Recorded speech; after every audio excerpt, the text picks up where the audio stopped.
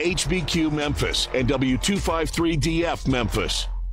Welcome to Sports 56 Happy Hour with Johnny Radio. The first hour of the show is brought to you by MemphisMoldInspector.com. Now, here's your host, Johnny Radio himself, John Harden. What it is, baby. What it is. No, I thought it is, baby. What it is. I gotta go. Got my money change, but you still there. Laying down, paint it over. Break it down, back it up. I just got to Yo. Welcome into a little Sports 56 Happy Hour. I'm your buddy Johnny Radio. What's up, Thirsty Thursdays? Y'all ready for your 48-hour fry? Yay! Always brought to you by the best. That's Tito's Handmade Vodka. And today's a better Thirsty Thursday than most, man. We got NBA playoff basketball. We got the NFL draft. And we locked and loaded because I got Isaac Simpson to talk playoff basketball at 11:30. And me. And the historian Jay Ham, 94 feet of life, don't even play with me. We also have a full hour of Adam Schefter's illegitimate son, Mo Schefter.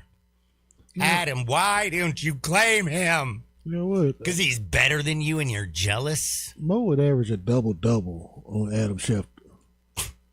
Just score on the mid-wheel, on the block, get 10, 15 rebounds, block his shot. Luckily, he doesn't look like Adam. Thank goodness for that. But I'm fired up because at 12 o'clock, we are literally going to go an hour deep in NFL draft. And also, tonight, youtube.com/at 94 feet of life. That's YouTube.com/at 94 feet of life. 94 feet of life and views from the 22 with a dual watch party. We're going to be watching the NBA playoffs. We're going to be watching the NBA draft. We're going to do this live on YouTube. We might have a few special guests come through. Hopefully, John Harden can find some time to fall in through there. I'm going to send Darian Newsom the link. I'm going to send my man Jared over there the link. I'm going to send some people the link, and they can just come hang out with us. We'll go through the draft picks and the whole nine, and as well as give live reaction to what's going on in Atlanta and where are we else? Pittsburgh. Pittsburgh, Atlanta, Minnesota, Minneapolis, and where's the other game? What's you're talking about Knicks and the Hawks. We're in Atlanta. We're in, of course, Canada. That's the problem we forgot. Canadian bacon, damn it. I forgot about the six. You know, it's all Drake's fault. So, it is Drake's fault. Kendrick Dunn killed that fool. And we ain't at Hot 107, so you safe over here. Oh, yeah, I know. Man, Subi getting so upset. He was like, stop it. But youtube.com/at 94 feet of life. We're going to do it on the 94 feet of life feed at 7 o'clock tonight. And if you listen to us on the East Coast, that'll be at 8 o'clock. Listen to us out west, 5 o'clock. You over in Europe somewhere, 7 hours from 7 o'clock. Dig that. Pretty much. I don't know how many Europeans are digging American football, though. They all up in that soccer action. But I will be on Cole's Dispensary Products during the show. Well, that's what I'm talking about. Cole's Dispensary, Steele, Missouri, 60 minutes away. It's the first stop right when you get across the border. It's the closest recreational cannabis store, period. And what that means is this ain't Delta 9, homie. Even though if you look and you understand actually THC, like Delta 9 is the active ingredient inside of THC. There's a billboard but ain't that on fake-ish? I-40. Under 3.3%. There's a Cole's Dispensary billboard on I-40, westbound, right near the Lamar exit. I don't want to do it, but I'm going to do it. Do it. Are you looking? Can people see me? They can see you. Where can they see me at? They can see you on Twitter, and they can see you on YouTube. Sports 56 WHBQ. That's the handle. This is from Codes. It's a 2-gram cart. It comes also with a pre-roll fade. THC diamonds, by the way, as well. And it comes with a gummy, 100 milligram fast acting. So this is for, by the way, professionals. And I'm a pro, and I'll be doing it at 7 o'clock tonight at youtube.com/. Please, if you're starting, do not start on eating it. No. It doesn't go away. No. And it takes way long to kick in. Way longer. And then you're going to eat another one, and then next thing you know, though, you're going to be stuck to the chair crying and calling somebody. And you probably won't move until the NFL draft concludes on Sunday. Won't remember a damn thing that happened. Paranoia will kick in and stuff. Don't do it. Start slow.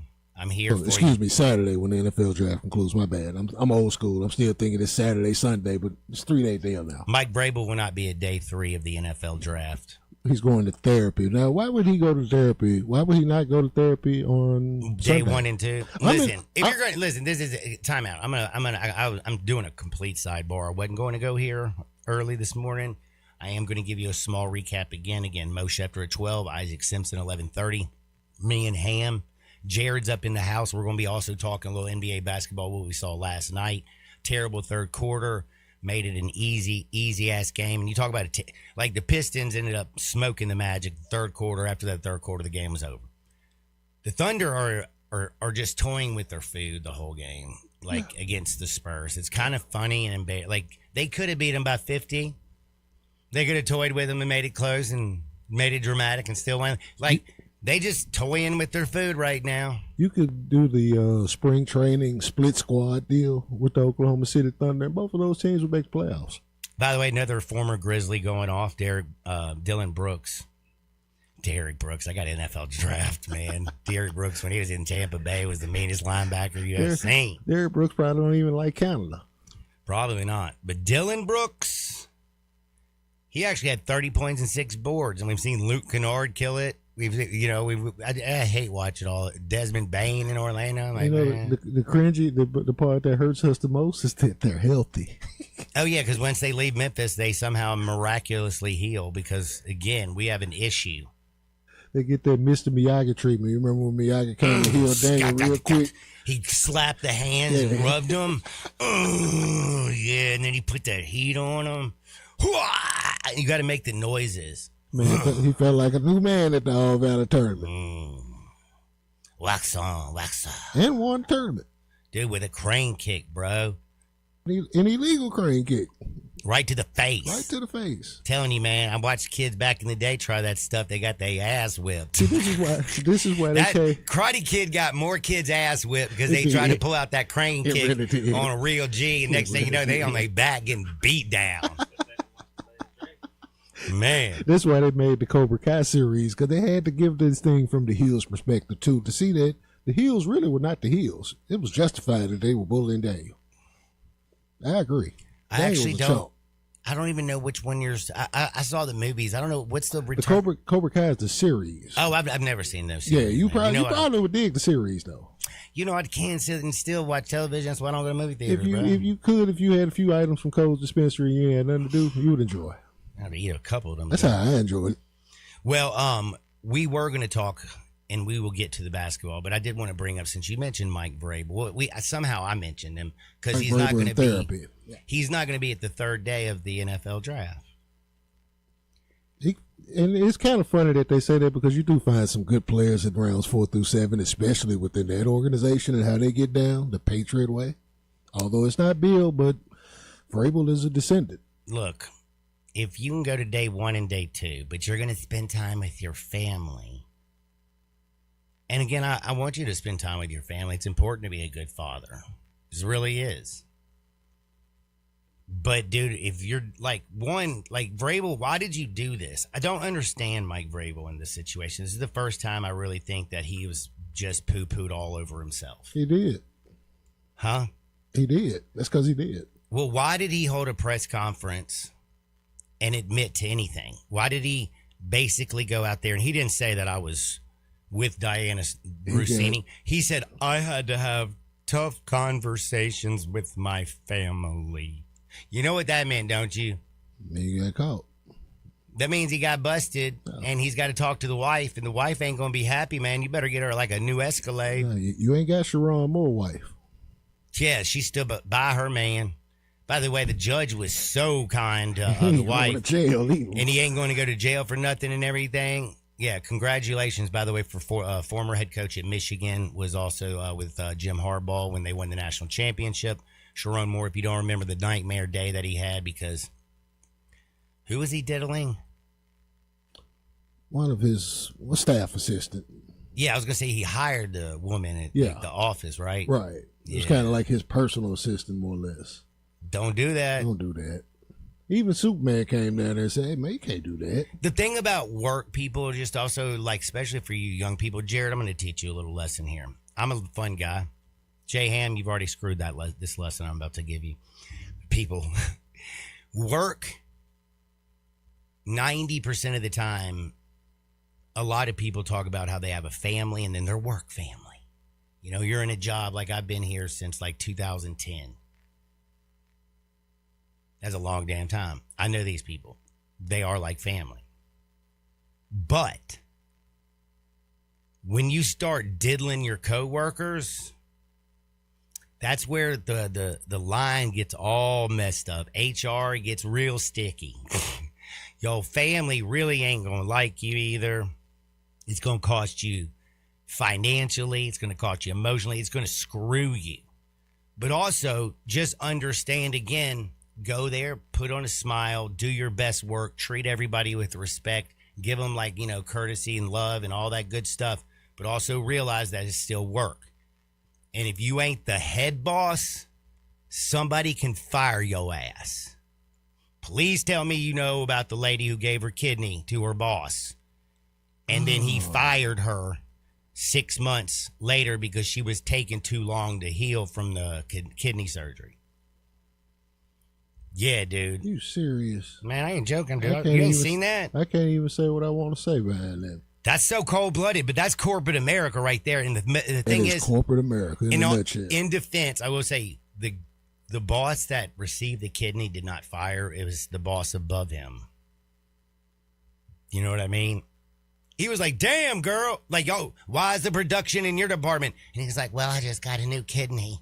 Well, what's going on over here? Well, she gave me her kidney. Well, damn it, somebody, I need the 2 kidneys in here working. Ask the girl that gave away the kidney, man. Damn. Hold on, I'm not joking. Y'all didn't know that? This one is new on me. Dude, so please tell me you heard also about the UK ban on smoking. So if you were born after 2008. I did hear about that. I thought that was wild. They will never, ever, ever, ever sell you they call them fags over there. Give me a fag. This is true. I read that. No, it's true. I've been over there. Like the first time dude came up and goes, can I have a fag? I was like, what? The holiday suit game behind me. He squeezed me.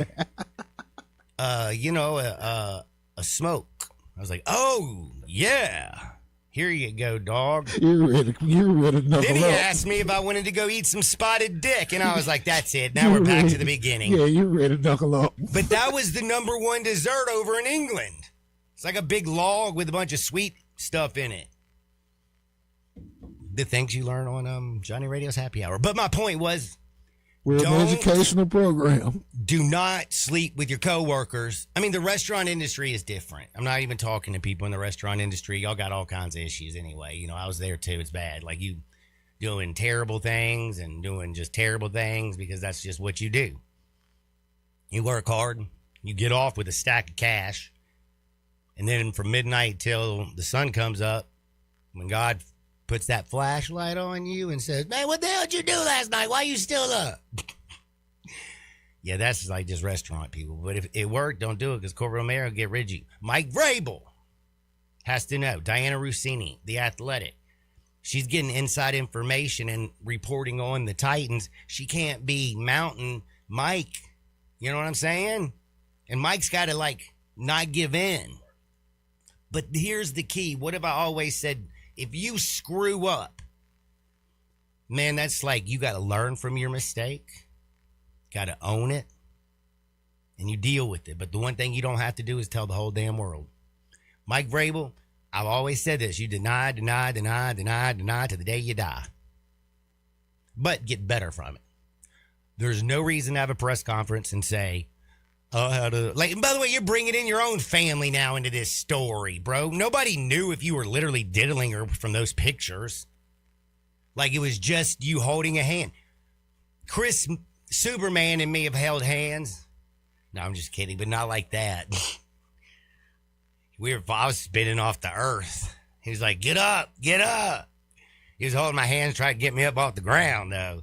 But if you took a picture of that, maybe in a certain way, you think that Chris is like trying to ask me to marry him. I see you at one prayerfully.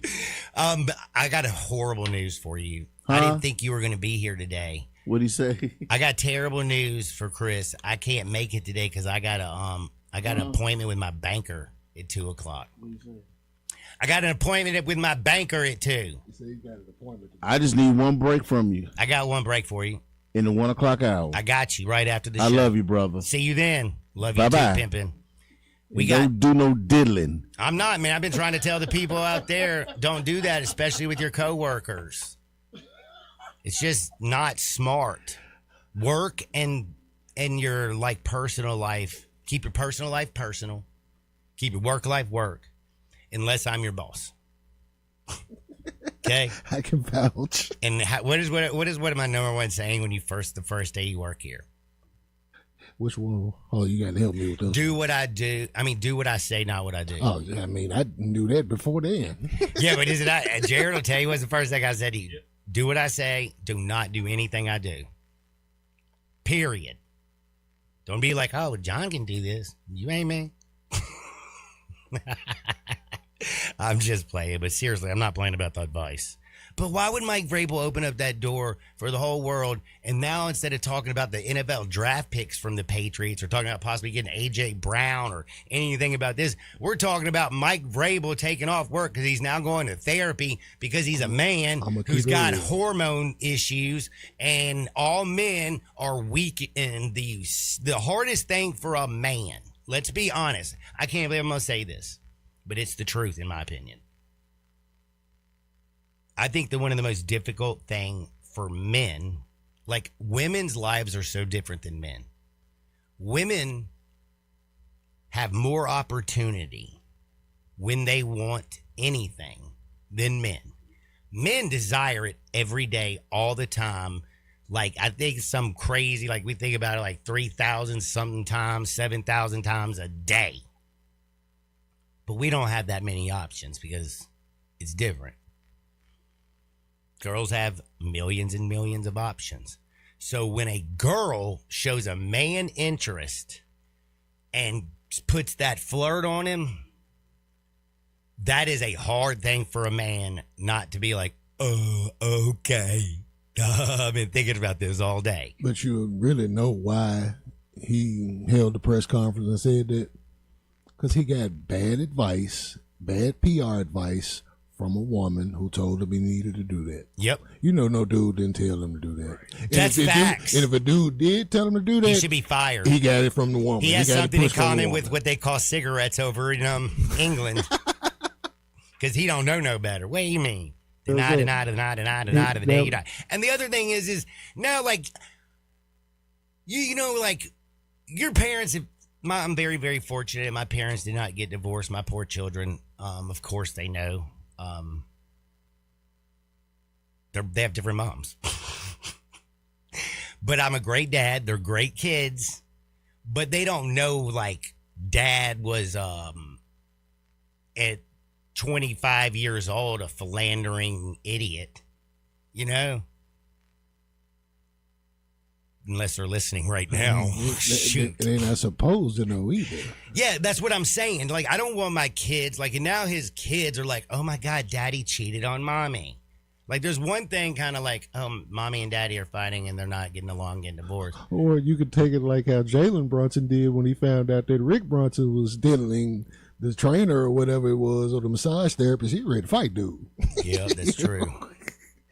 He was like, yo, but then he was an older cat at that point, teenager, feeling himself. But he wasn't feeling that disrespect of his mom, you know? By the way, I've got more people telling me, like, the old saying is true, don't defecate where you eat, period. It never works out well, trust me. I got so many people going, preach. How much crack could a crackhead snort if a crackhead could snort crack? That's a great one, Kevin. Thank you. Can I get a quick? How much crack could a crackhead snort if a crackhead could snort crack? Well, I'll tell you one thing. If he snorted some crack, his nose is going to be messed up. He's going to have rocks in his eyeballs. I don't think it's going to work out well for him. He might need to go straight to the hospital or... No. Like, what would be the excuse? I don't have a Bic? Yeah. Yep. There you go.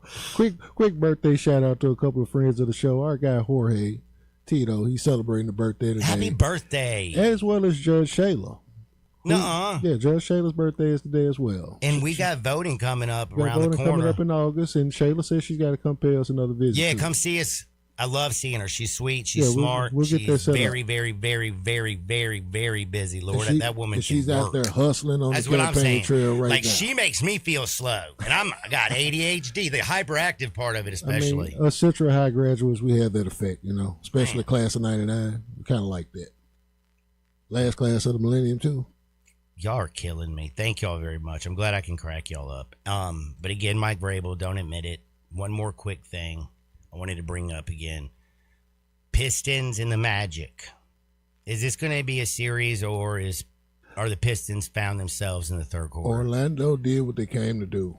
They got one. It's kind of hard to have that same mentality after you steal game one on the road. What happened last night, like I explained yesterday, it's a make-a-miss league, and they just didn't make shots. 8 for 32. They just did not make shots last night, and the I Pistons ain't gonna really lie didn't to make you. shots Nobody either. made a 3-pointer last night.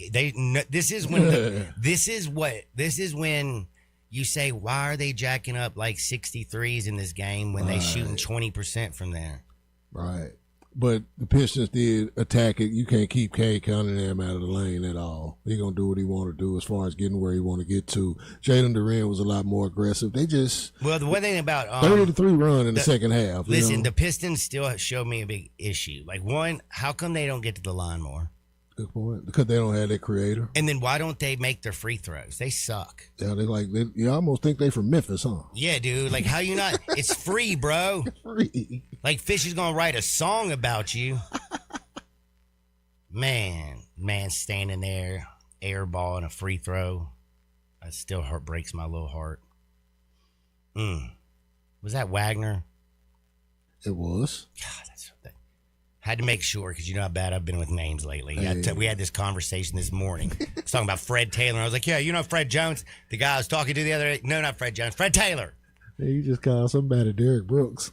Yeah, because I was thinking about Dylan Brooks, but I got NFL draft also in my mind. I'm all over the place, if you can't tell. Speaking of Derek White is announced as the Sportsmanship Award winner of the NBA this season. Shout out to Derek White.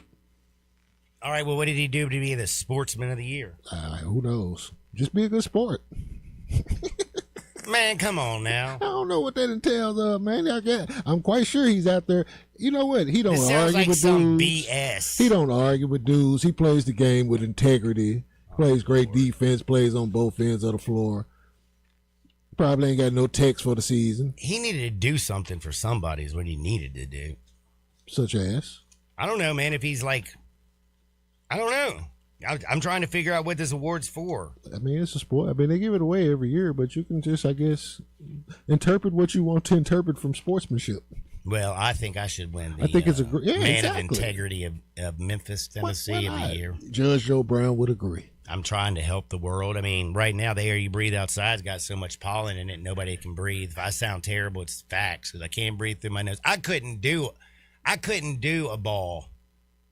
I couldn't get any of it. Why would you want to? No, I don't want to get, dude, because you know, like, it has the opposite effect. I don't do powder and others, trust me, but I'm just saying it wouldn't get in there. Yeah. You know what I'm saying? Yeah. It's like just the nose don't work. Yeah. It makes you not be able to sleep because I can't mouth breathe because you get your mouth so that's so gross. You think that people that use cocaine that they use less when it's high pollen count? 901-360-8255. 901-360-8255. If this has been done as a study, this is probably a pretty interesting study. That's what I'm saying. Like, because then I bet you Pablo Escobar or who was that woman that was so strong? Griselda Blanco. I bet they probably did some stuff like that because they were always worried about what time to move the most. Remember? Griselda was down in Miami. It's pretty humid down there, like it is here. You know what, man? Yeah, but they down in Miami, you ain't got the. It's a my nose works in Miami because of the air. Because of the air, y'all. Because of the air. Not the purity. I'm just kidding. The air we breathe, though, it could be terrible. This is the whole point that I was trying to get through. My nose is stopped up because of pollen. But if you're sitting in the house and you don't have allergies and the springtime doesn't bother you, but you're not breathing well and you don't know what's going on, you could have issues in your home. The air you breathe in your house or your office could be hazardous. Don't guess. Be sure with one phone call to the Memphis Mold Inspector. He's the only licensed mold assessor in the Mid-South. Call the mold inspector to check the air quality inside your home or office. That's 901-292-7788 for clean air for peace of mind. 901-292-7788, or just visit memphismoldinspector.com. Tell him that Johnny Radio or Sports 56 sent you. He's going to give you a great discount. Plus, go to the website, set up a free consultation, or again, call my homie Stan Mosier, the Memphis Mold Inspector, 901-292-7788. Now that I know Chaz's number by heart, I guess Stan's now number 2 on the list if I get arrested.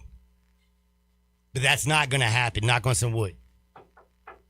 I don't do anything wrong. Yeah. How they gonna arrest you? Well, that's right. I don't drive. I don't do anything illegal. And I'm just saying, but what would happen? Like, I never know. Like, people have been framed.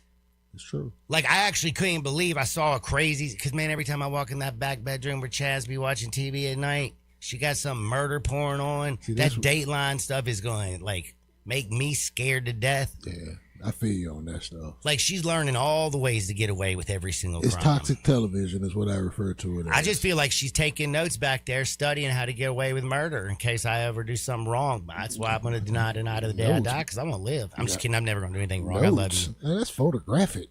Yeah, she's remembering. But, man, the reason I was saying that, because one of the shows last night, this dude went to jail for 10 years because his wife framed him for attempting to murder her. How much of this show did you watch?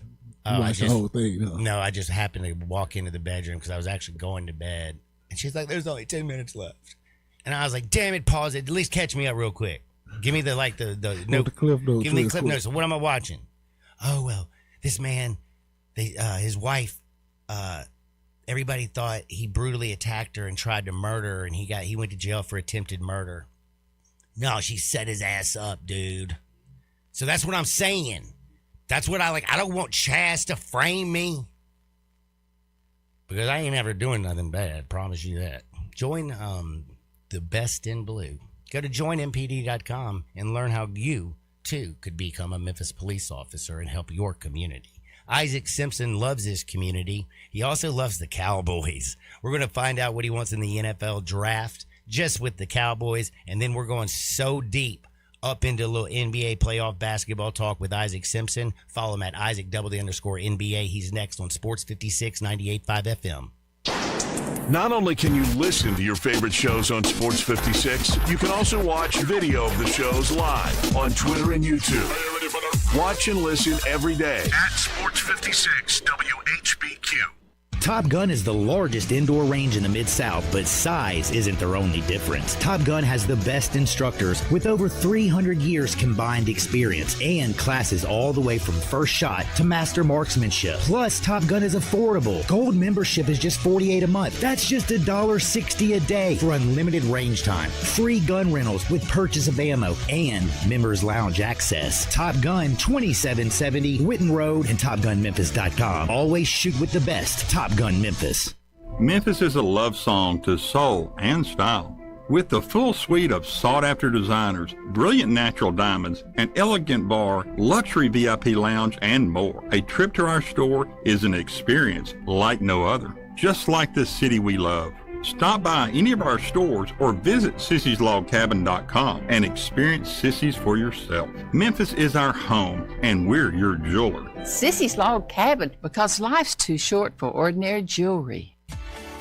At Jason's Deli, when you're dining in or picking up curbside, you can expect wholesome food and no surprises, just delicious sandwiches, crisp salads, and quick quality meals made with the freshest ingredients and no artificial trans fats, MSG, high fructose corn syrup, or artificial colors and dyes. Around here, a lot of thought goes into what we put into our food and what we take out of it, because you're not just taking a bite, you're getting a taste of who we are. New items are constantly being created to expand our menu for all tastes and special diets with vegan and gluten-free options available. Convenience and on-time delivery you can count on. It's just a click away at jasonsdeli.com, so whether you need to feed 5 people or 5,000, the team at Jason's Deli, they have the credentials and the commitment to keep you satisfied. Freshness is nearby at Jason's Deli with locations at Ridgeway in the Park Place Center, Poplar and Highland, Germantown Road in Cordova, and on Goodman Road in Olive Branch. Jason's Deli. It's wholesome food and no surprises. Mercedes-Benz Van Center Memphis has serious vans for serious work. At 4430 American Way, they are the Mid-South source for cargo, passenger, crew vans, and custom chassis. Need one or a full fleet? New or used, they've got it. With fleet solutions and custom upfit. Certified techs keep you moving with fast maintenance, repairs, and a large parts inventory. Mercedes-Benz Van Center is your Sprinter Van headquarters. 901-237-9302 or sprintervans.com. Mercedes-Benz Van Center Memphis, part of the Tag Truck Center family. Driven to keep you on the road. Now, back to Sports 56 Happy Hour with Johnny Radio. This hour brought to you by MemphisMoldInspector.com. Here once again is Johnny Radio.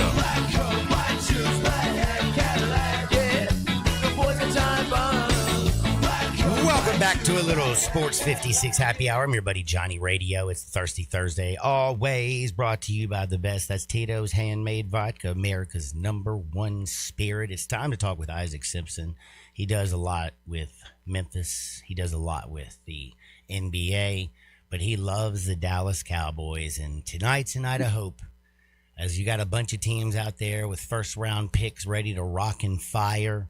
I'm kind of curious, Isaac, do you have hope for your Cowboys that they're going to have their dream pick land to them at, what are they, 10? 12. 12. They actually have 12 and 20. They got 20 from the Packers and the Michael Parsons deal. Man, a lot of smoke around the Cowboys as far as moving up, moving down. My dream scenario would be somehow land Caleb Downs. I really do think Caleb Downs is the best player in the draft. I don't think there's a chance in hell he gets to 12. Do you really?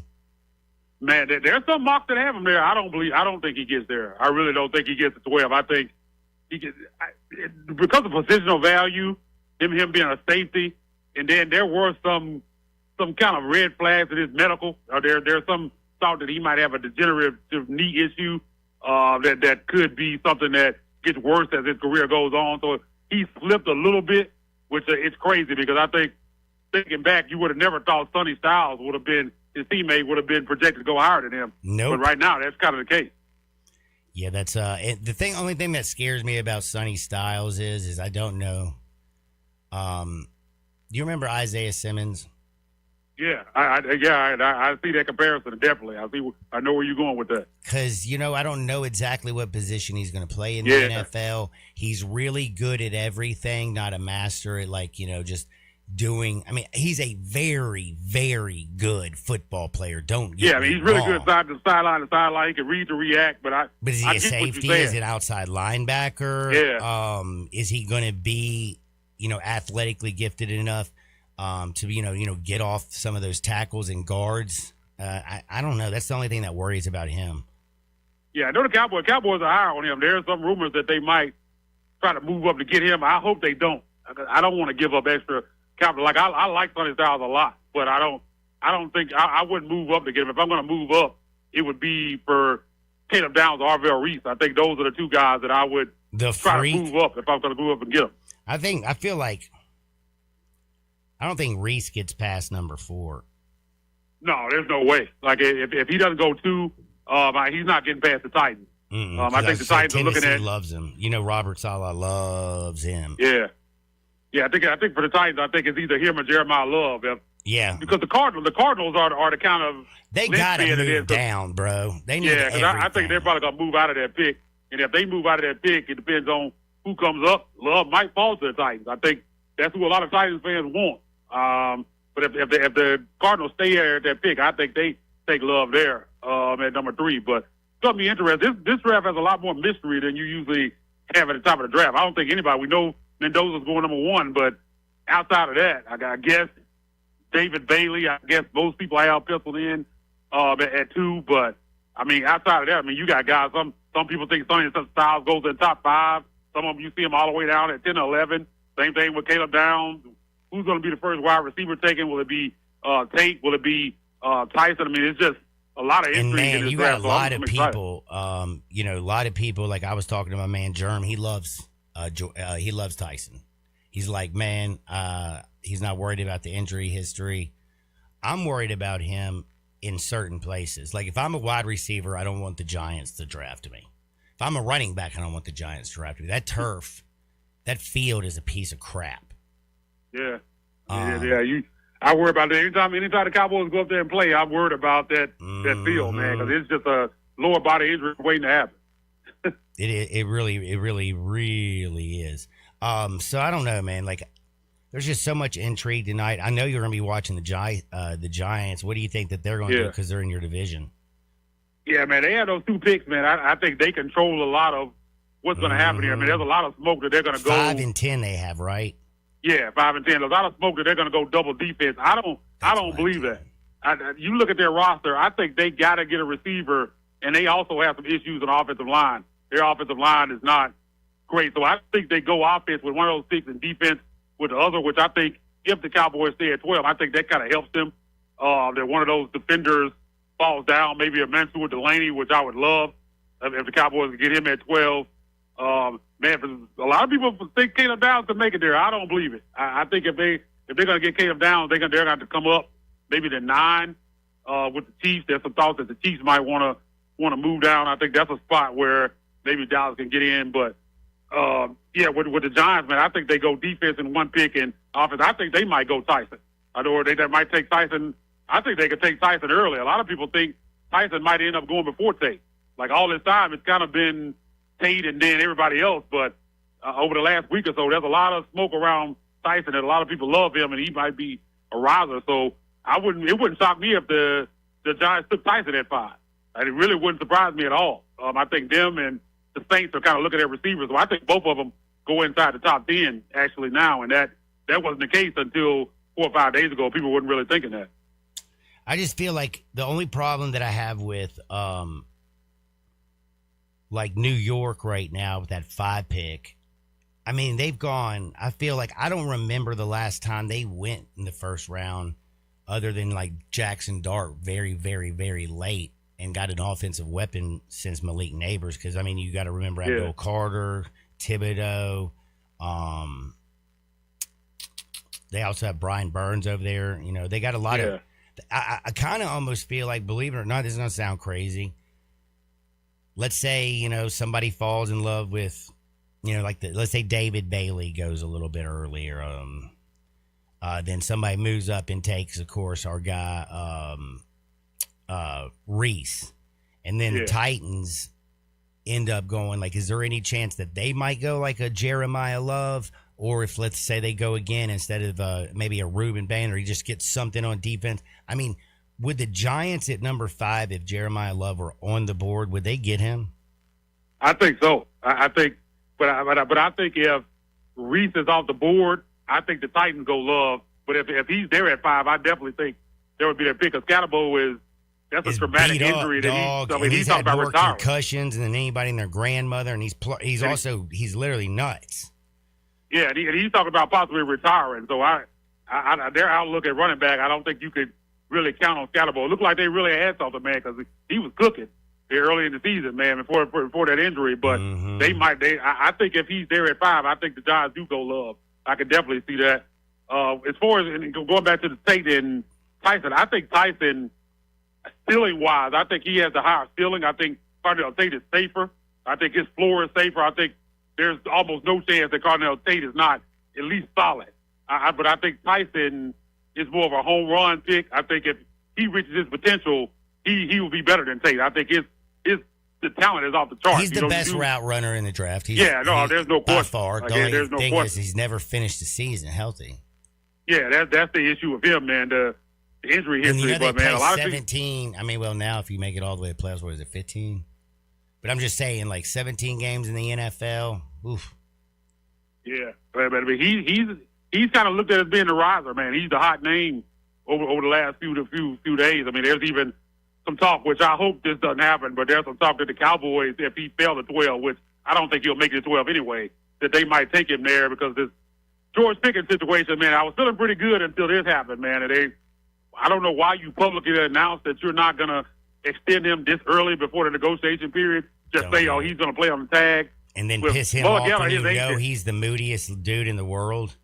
Yeah, his agent is Mulgetta, who is also Michael Parsons' agent, which the Joneses don't have a great relationship with, and he's a gut tough guy. Like, he's known to tell his players not to play on the tag. So I don't feel good about where this has landed, man. I think we're definitely looking at a holdout on Pickens, and I don't know where this ends. But, man, they need him on the team because, I mean, he's a difference maker, man. When you throw him out there with Lamb and Dak in that offense, the offense is good. We worried about the defense, and we don't have to be worried about anything on offense. And now you got that situation. So who knows how that plays out. But with Pickens and his agent being David Mulligata, I don't see that ending in a positive place.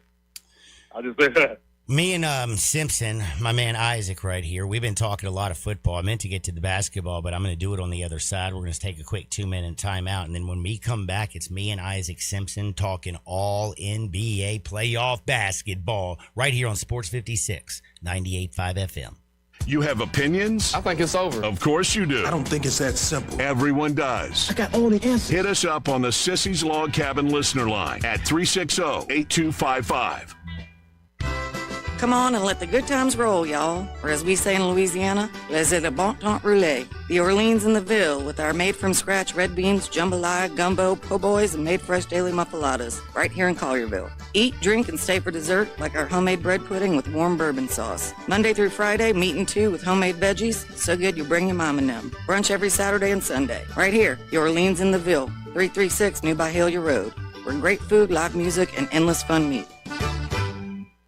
Volkswagen Driver Days is going strong, and Gossett Volkswagen's got you covered on the pike. Get out here right now and get sporty 2026 Jetta S. We Gossett down just $249 a month. $249 a month for Jetta S. How about 2026 Tiguan S? We Gossett $269 a month. Yes, $269 a month for Tiguan S. And if you're looking for performance, style, and technology, look no further than 2026 Atlas SE. We Gossett at $319 a month. Or get 0% for 60 months available. You ready for a new ride? Well, we got you covered at Gossett Volkswagen on the Pike, 1875 Covington Pike, or online, GossettBWMemphis.com. If you want it, we got it at Gossett Motor Cars. All 36-month lease, Jetta TM 005137, MSRP 25820, Tiguan TMO 14510, MSRP 32585, Atlas TC 515,398, MSRP 41841, includes all rebates and incentives, must be financed through Volkswagen Credit PF 895, excludes tax title and license with approved credit. See dealer for complete details. Offer valid through end of the month, dealer stock only. Here's something you don't see every day. It's a full-on brawl at Family Leisure. Oh, yeah. There's a battle of the brands happening right now through May the 10th with 7 different manufacturers all fighting it out for your business. Listen to this opening blow. Hot tubs starting at $34.99. Ouch! Then followed up with a mean right hook of swim spas starting at $16,999. That's a starting price. There are so many deals right now at Family Leisure, and the prices are just too low for me to even mention on the radio. One thing I can tell you, if you stop by Family Leisure and tell them you heard this on the radio, you're going to get a free cover lift with your spa purchase. But you better hurry in before all these great deals get knocked out. Technically, this is called the Hot Tub and Swim Spa Expo, but we're calling it the Battle of the Brands, happening now through May 10th at Family Leisure, Whitten Road and I-40, where family and fun come together. Now, back to Sports 56 Happy Hour with Johnny Radio. This hour brought to you by MemphisMoldInspector.com. Here once again is Johnny Radio. Welcome back to a little Sports 56 Happy Hour. I'm your buddy Johnny Radio. Happy Thirsty Thursday, brought to you by the best Tito's Handmade Vodka. It's the beginning of a 48-hour Friday. Started off with the best Tito's Handmade Vodka, America's #1 spirit. Isaac, what up? What up? Uh-oh. Better take me on mute. There we go. What up? What up? No problem, Holmes. No problem. We've been do it every time, man. It's all right. We've been talking a lot of NFL draft with you, but man, I love getting up in this NBA playoffs. And if you haven't noticed, man, teams that can lock you up, man, it really, really works in the playoffs. Putting them clamps on right now. Mm-hmm. And the way, the way Detroit locked up the Magic in the third quarter, held them to 16. Basically, I don't really think you can take anything from the Thunder and the Suns series other than you're watching the best team toy with its food on the way to the. Sweep Yeah, it's a sweep coming. Yeah, they're just toying with their food. I mean, it's wild. Kind of curious though, like with tonight's action, because like everybody's talking, NFL draft. It's a big night, man. There's 3 games tonight. You got Celtics and the 76ers, and I'm kind of wondering when I think about the Celtics, do you like super teams or super systems? Because I feel like the Celtics. That was tomorrow. Yeah, that is tomorrow, isn't it? Yeah, we got Atlanta, New York it. tonight. Atlanta, New York. I was so looking Cleveland, forward to that. Toronto, Nuggets, and Timberwolves. Yeah. Well, here, let me just finish this thought and bitch about it because it drives me crazy. Like when I look at the Celtics, I do think to myself super team, but then I realize it's really more of a super system. It's about their 3-point shooting percentage. I know you got Tatum. I know you got Brown. I know you got White. And these are super, super guys. But they can't be on every night. And when you got a team, like, is there a point where Joe Mazzulla has to, come to understand that maybe the 3-point, I mean, I know that's their system. They're going to shoot at least 50, 60 of them junts. And when they hit them, Celtics are blowing people out. But when they're just not going in, like, how come you never see the Celtics ever change their style?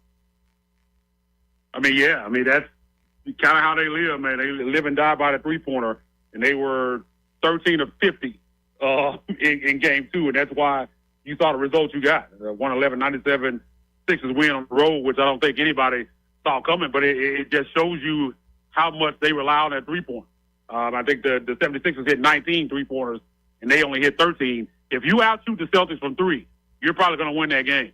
I mean, that's almost probably a rule.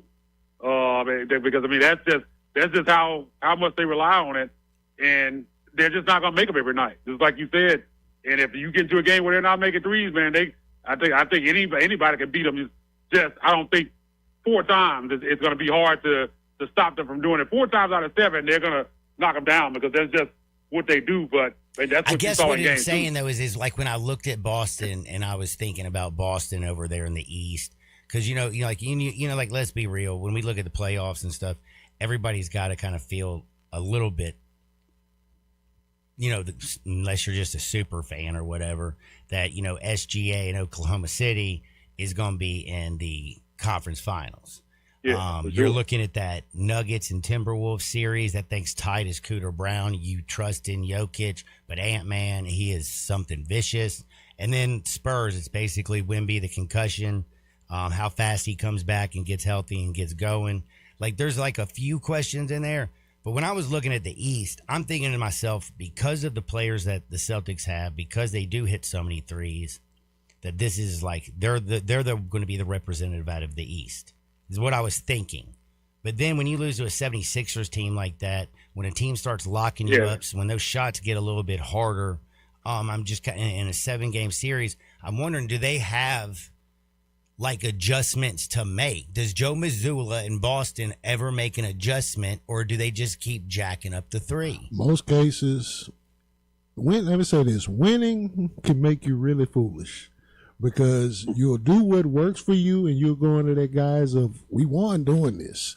The way that they're playing right now, they won 2 years ago doing this. Yep. Won 64 games in the regular season. So they're not going to go away from it. Nah. If anything, they're going to make an adjustment on. They're going to make an adjustment to the lapses that they had on defense. That's what. But another wild card in that series is Embiid. And when he's going to come back, that's a big difference out there. I think there is a possibility that he could play in the next game. I think he's a game time decision. I think that kind of throws a monkey wrench in it. Because they need to win both of those games. I think they pull the series out, but I think that makes it interesting with Embiid coming back, because the 76ers are a different team when you add him, and when he's playing and he's right. I mean, he is a monster to deal with. So man.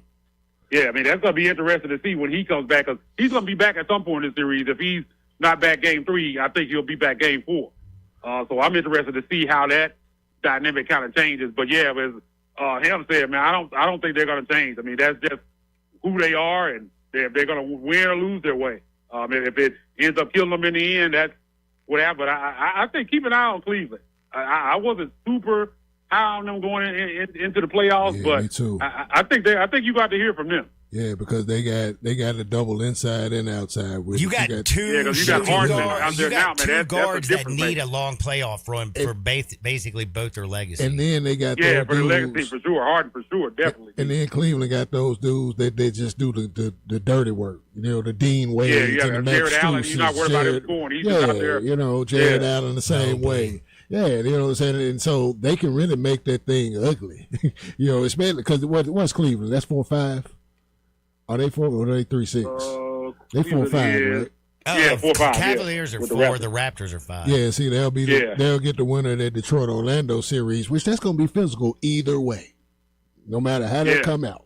Because all of them I think that would be Cleveland and Detroit, man, which I think that's what you're going to end up getting in the end. I think that's right. That's going to be a slugfest, man. I'll tell you one thing, Cade's going to eat up somebody for the Cavs, though. It's going to be interesting to see how they guard. Yeah, I don't know. It ain't going to be Spidey or damn Harden. Yeah, they both really too low. Harden's strong. Well, yeah, but he ain't going to be able to stay in front of him. He can't stay in front of him. Yeah, K's 6'8". You can't stay in front of him. They're going to have a problem with the baby and Lil Baby. He's weak in the leg. They're going to have a problem. They're going to have a problem guarding him. Man, I don't know what their answer would be to that, but because I don't think neither one of those guys can do it. I don't think they can stop him. I mean, he's going to go off because, like I said, Harden can't stay in front of him, and then the Spider's not big enough. So, I don't know. That would be interesting. Look, I'm sorry. I just feel like the Cavs tonight go to Canada, treat Canada like they deserve, then they go eat some Canadian bacon and get back down here after they go ahead and sweep this joint. I like the Cavaliers minus the 2.5 tonight. Do you think there's any fear that the Raptors could steal one at home? I like that. It's tough. Game 3, the team that wins both games at home, they go 2-0. I'm always They usually are so 3. chill, man. They've been like hanging out with their girls, But yeah, man, I think the Raptors only get one game. It's just certain whether it's going to be game 3 or game 4. Who comes out of this series? Jokic Nuggets or the Timberwolves and Anthony Edwards? I think the Nuggets get it in 7. I think they split these 2 games in Minnesota. Denver comes back home, win 1. Minnesota wins 1, and they come back and close it out at home. That's my prediction on that one. New York's on the road in Atlanta. Who you got? Man, that's a tough one. 1-1, man. I was surprised that the Hawks got there with that the close one at Madison Square Garden. I'm going to say the Knicks win tonight. Knicks minus 1.5 tonight. By the way, I think the Knicks. I was kind of a little surprised that the Nuggets were a 2.5 point favorite over the Timberwolves on the road tonight. Yeah, that is kind of surprising. I would have thought, especially after winning game 2, they would have been maybe a 1 point favorite coming in there. But yeah, that was a little surprising. We taking unders tonight or overs in anything? I think Minnesota. Denver. I take the over on that one. 233.5. Man, Isaac, tell everybody where they can find you. Yeah, you can find me at Isaac_NBA on Twitter. Go ahead and check me out. And always right here every single Thursday. Isaac, thanks for your time. Good luck with your Cowboys tonight. I hope they get whoever you're dreaming about. Have a blessed Caleb Downs, man. That's Caleb my guy. Downs. That's your guy. Talk to you next week. That's my man, Isaac Simpson. You can't fail with a Caleb Downs, can you? But I can't fail with Mo Schefter. He's going to do a whole hour. It's NFL. If you have any questions, hit us at the Sissy's Log Cabin text and listener line, 901-360-8255. Life's too short for ordinary jewelry, baby. We're going to be back in 2 shakes with Mo Schefter on Sports 56, 98.5 FM.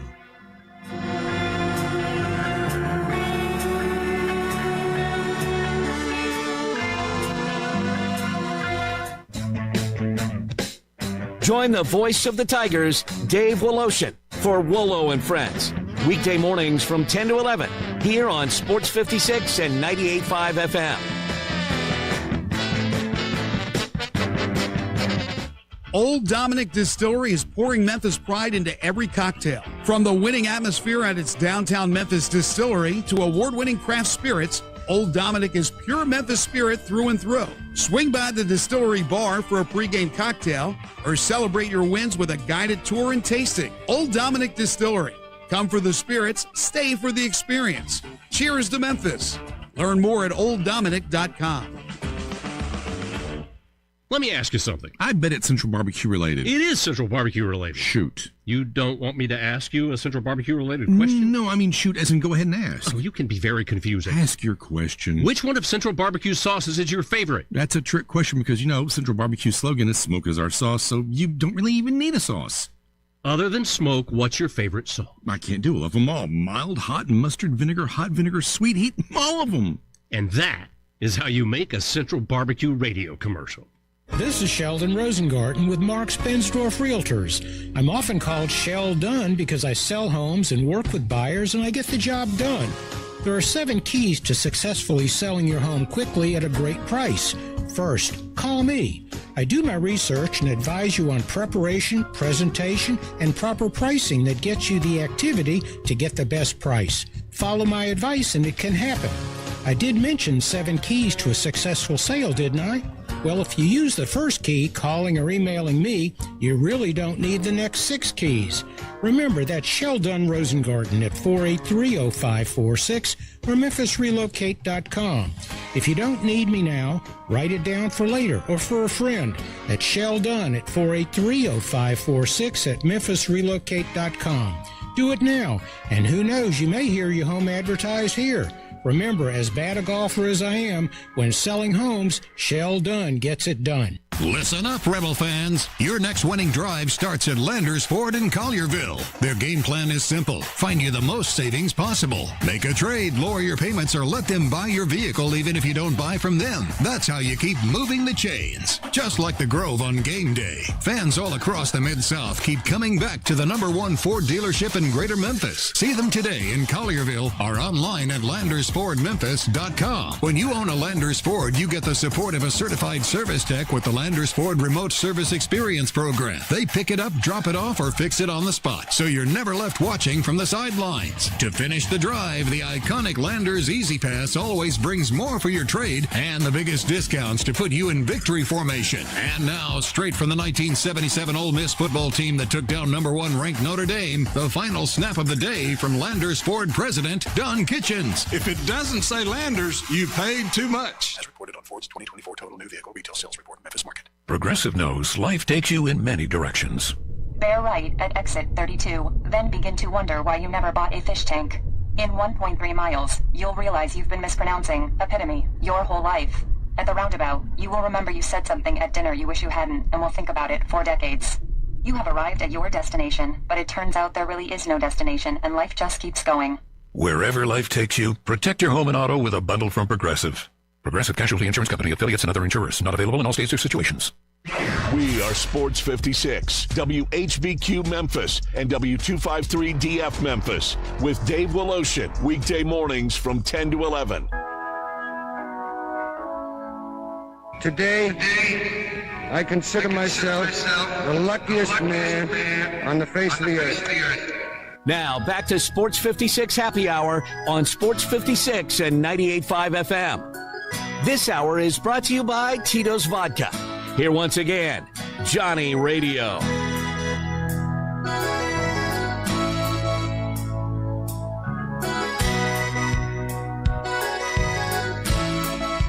Welcome back to a little Sports 56 Happy Hour. I'm your buddy Johnny Radio. It's a beautiful day, man. We got all kinds of stuff going on. Did you know we got NFL draft? We got NBA playoffs. We got a lot of stuff to do. Plus, I'm not going to be talking about it. Even though I was mad yesterday, they only scored 7 runs instead of 8. The baseball action. But, there's some day baseball on today. Like, it's wall-to-wall ball. 12:05 in 2 minutes. You have the Braves and the Nationals. And I have no idea what to touch in that thing. And the Brewers and the Tigers, that goes at 12:10. 1:20, you got the Phillies and the Cubs. And at 2:10, the Padres and the Rockies. Heck, we got day baseball all day. The Dodgers and the Giants. Tony V's going to get a taste of that, and he's not going to like the way it tastes.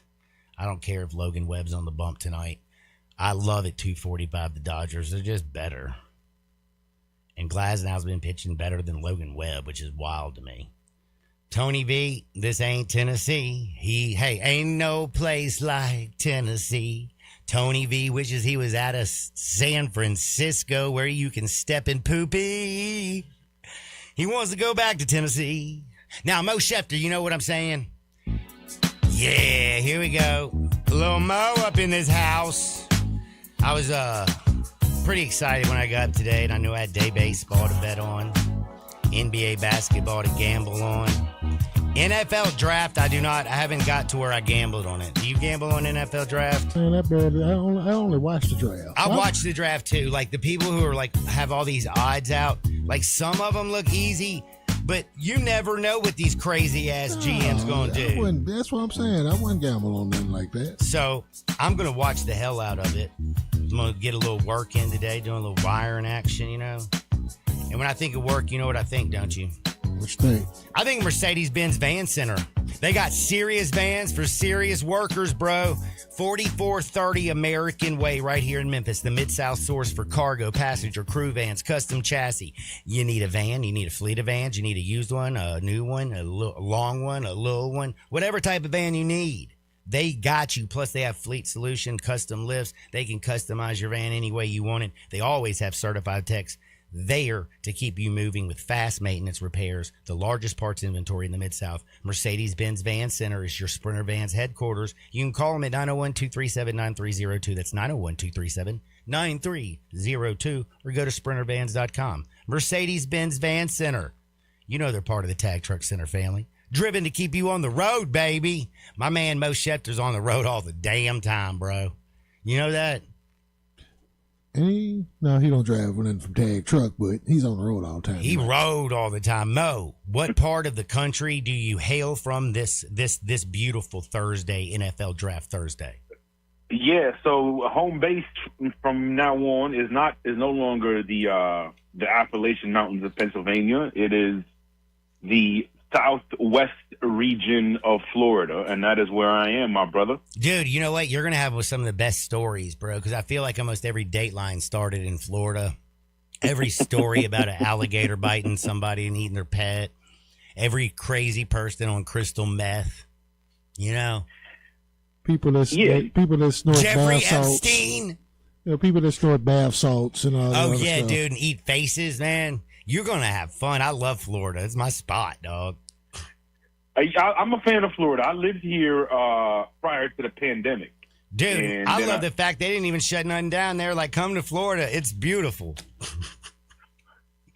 South Florida was shut down. Like Miami, like Dade County, Broward, and Palm Beach, when COVID hit, it got almost as bad as New York was at that time. Mm-hmm. Well, when I got sick of Memphis and they weren't opening anything up in here and I was bored and tired of drinking, well, I went down and drank in Florida. You know what's funny about COVID, Johnny? It messed up the entire timeline. Like, I almost feel like there's you know how we always used to say BC and AD? I almost feel now like pre-vid, pre-COVID, post-vid. Yeah, yes. I'm yes, actually 100%. with you. The things I used to do before the vid, like I actually would have probably, I don't know, I think I would, I don't know if I would have quit by now. But, you know, I worked for the University of Memphis, and the whole Jeffrey Tobin, when he pulled out his thing on the Zoom call on CNN and just went to town, I was thinking to myself, oh my gosh, like I got ADHD. I'm great in front of a group of people. I can go and do things. I can get on a stage. I can MC an event. But damn it, at my house, I'm a wreck. Ask Jay. I can't ever get out the door, but it takes me, 4 times to go in and out every day? I forget my phone, my wallet, my keys. I forget my drink. Then I forget, where's my lighter? Then I go back in. And it's like the house is always a mystery to me. Like, I don't think I could work from home like some people do. I wouldn't get anything done. There's too many things there to do. Heck, Chas might end up being a mother. I'd probably knock her up. Yeah, I'm with you. Working from home is challenging. Plus, I can be very antisocial, as most people near me who are around me can know that. But I am a people person, so I prefer to go out and interact and go places and see things. Working from home has its challenges, for sure. For sure. You got to be disciplined.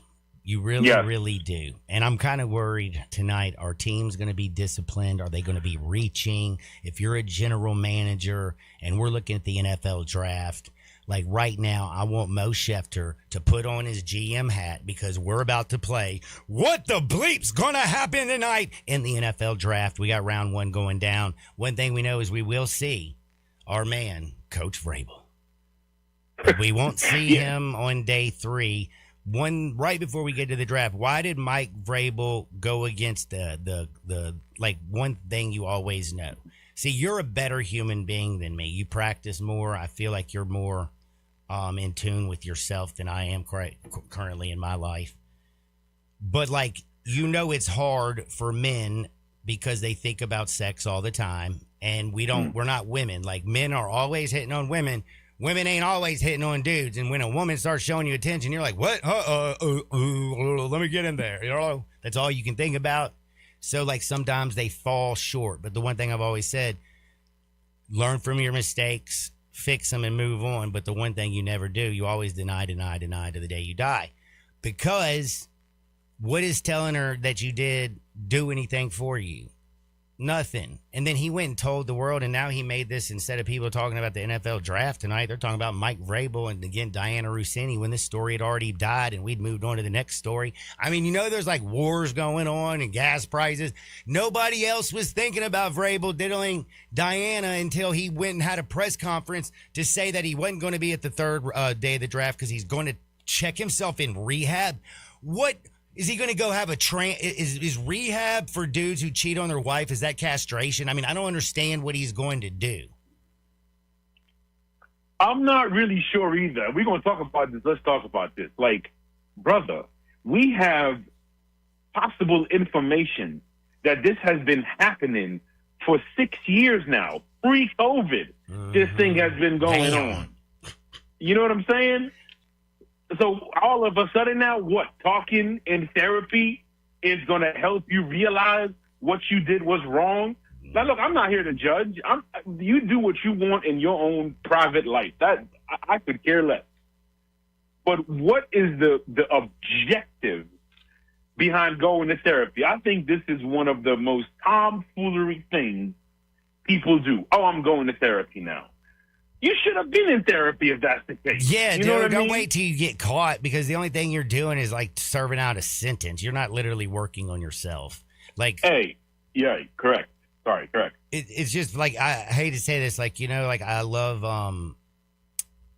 the fact that, like you have judges who try to help people, and like you'll have a first offense, they like DUI, or second time they offend with like maybe drugs or something. And they'll be like, we're going to put you in a 12-step program. Well, the whole point of a 12-step program is the first thing is you have to admit that you have an issue. When you're being forced to go by somebody else, you're not admitting you have an issue. You're doing your time. Mm-hmm. You feel like you're paying your penance. You ain't there to learn. If you want to understand Bill W. and Dr. Bob, you got to actually believe it. And I'm going to also say this, okay? Therapy is a real thing that offers real solutions and is good for a lot of people, okay? If you are a serial cheater, therapy is not your issue. Therapy is not where your solution lies, okay? Because I know a little bit about the psychiatric world, okay? I know this. For somebody whether they're a sociopath, a psychopath, a narcissist, somebody who is a serial cheater, for example, or like a serial murderer, going to therapy only sharpens their skills. It doesn't help them hold themselves accountable. And then you can look that up. There's research on that. Man, I also believe we screwed up a long time ago as a country when everybody basically, instead of going with Adler, they went with Freud, because Freud obsesses over basically everything happened in your id ego or super ego. It all happened when you're a child. You live in the past. It's constant regression. It's your dude, that's called How I Can Give You Pills and Keep You Medicated for Your Whole Life. Where like Adler focused on, well, yes, the past is real and it's something here, but you have to focus on individual psychology of basically your conscious, your social motives, your purposes, your goals. And overcoming your inferiority complex is basically a way to tie a bow on this. It's very, very hard to, put these two guys in cliff notes. But you know what I'm trying to say? Like, I'm just saying, like there's, like, it just, again, Vrabel probably don't even know who Carl Jung, Sigmund Freud are. Doesn't have a dude like who Adler is. He's going to go sit there, pay some rich dude, probably go to Hawaii like Tiger Woods where he ain't getting no treatment. He's just chilling by a beach, still eating his Vicodin. Again, I just don't understand anything that Mike Vrabel did, and I think it opened up a can of worms for the New England Patriots. Instead of it being about all that they did, I mean, they played in the Super Bowl last year, and we're talking about him with Diana Rossini. Mm-hmm. And only because he opened the door. He threw her under the bus, by the way. You notice that? He sure did, bro. He sure did. I bet she was like, you ain't ever getting that again, buddy. Bro, he wild. That's what I'm saying. So Vrabel is displaying some toxic behavior. And, you said you couldn't put it in Cliff Notes. Simply this, right? This, and I just came up with this.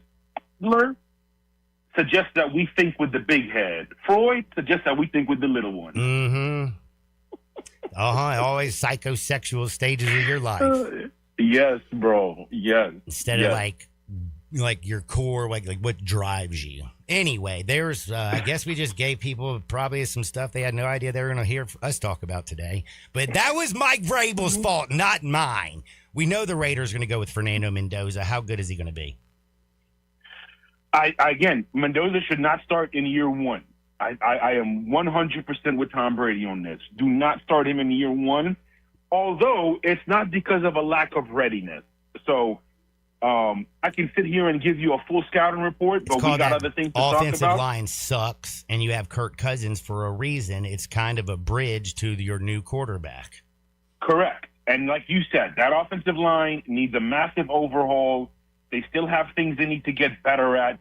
So do not start Mendoza in year one, and I think he will be fine. Like I said, I could give you a full scouting report, but what's the point? Like, okay, he's good at IQ, great. Ball placement, great. Arm talent, great. Leadership, great. Like, I think this kid is going to be great, or actually successful, I'll say, because of what seems like the Raiders' blueprint for his trajectory, and that's super important. Do I think he's worth the number one overall pick? 100% yes, I do. No brainer. You take Mendoza, and then the draft begins at number 2 with the Jets. Ben, now that you're at the Jets at number 2, I'm kind of curious. Who do you think's the best defensive player for the Jets at 2? Ooh. Okay, I'm so glad you made that question that way. I thought you were going to ask me who's the best defensive player. The best defensive player for the Jets, without a question in my mind, they got to go with David Bailey. Yep. Do I like Arvell Reese? Absolutely. Do I think there's a huge difference as to who's better between Arvell Reese and David Bailey? No, I do not. However, I think David Bailey fits what the Jets want. He's a defensive lineman. He can put on a little more weight. He can develop in the run game where he can be a 3-down person who can contribute in the run, contribute in the pass. You want to play 3-4, you want to play 4-3. There are times we can be able to kick him in on some guards and create some one-on-one situations on the interior. Nothing against Arvell Reese. To answer your question, if I'm the New York Jets, that's what I'm saying. I'm taking David Bailey 100%. I'm with you right now. Will McDonald is the only Jets player with more than 4 sacks from last season, and they need a dude who can get their ass to the quarterback. And we know my man got there a lot last year. He was nasty at Texas Tech. He was a full-man wrecking machine. And I know they always talked about Rodriguez and everything. That Bailey boy, though. Woof! Now, Arizona at 3, do they need to move down? I mean, they have so many holes. I honestly don't know where they start and what they would do with 3. Do you know what I mean? Like, I need to collect some picks. They got no offensive line. They got more running backs than Shake a Stick. I mean, you still got James Conner and Tyler Algier. Their quarterback room is Gardner and Jacoby. Marvin Harrison Jr., I don't know if he's ever going to get that separation. Kendrick Bourne. Like, they need so much. Like, I look at them and feel like they are a mile away from where Tennessee is. Yes. Like the person, the Cardinals and the Jets are in much worse positions for their future than anybody else picking in the top 10. Anybody else. Like, most of these guys picking in the top 10 actually have good reason for optimism. They actually have valid reasons to think we shouldn't be picking in the top 10 again anytime soon. Now, some of them will, because that's the NFL. But I 100% am with you. The Cardinals and the Jets are in the worst positions, future-wise, foundation-wise.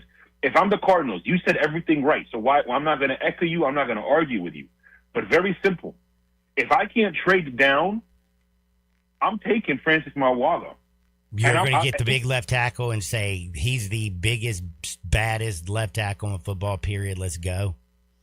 Brother, like, first of all, we know how these Samoans are. I'm being dead serious. That's like, a fact. They're just built different. Their strength is ridiculous. Their strength is ridiculous. Most of them, for their size, shouldn't move the way they move. You know what I mean? Just look at Rocky Maivia and his father and grandfather. Like, they were big people that were super athletic, and it just kept going. And I think if you're an offensive tackle, I have always jokingly said that if you are desperate for an offensive tackle, go get you a sumo wrestler. And I think when you look at these Samoans, they move very similarly to the sumo wrestlers. And sumo wrestling is all about being able to move your feet, shoot out your hands, leverage, balance, power. To me, and a lot of you might disagree with me on this, I actually think he is the most NFL-ready prospect in this draft. Has his tape always been great? No, but that's why they call him prospect, Johnny. I mean, has he got any Panay Sewell or Jordan Mailata, speaking of guys who are, Polynesian and Samoan? Johnny, you know what I love about him? Is when he sets, and pause here, okay? But the scouts will understand.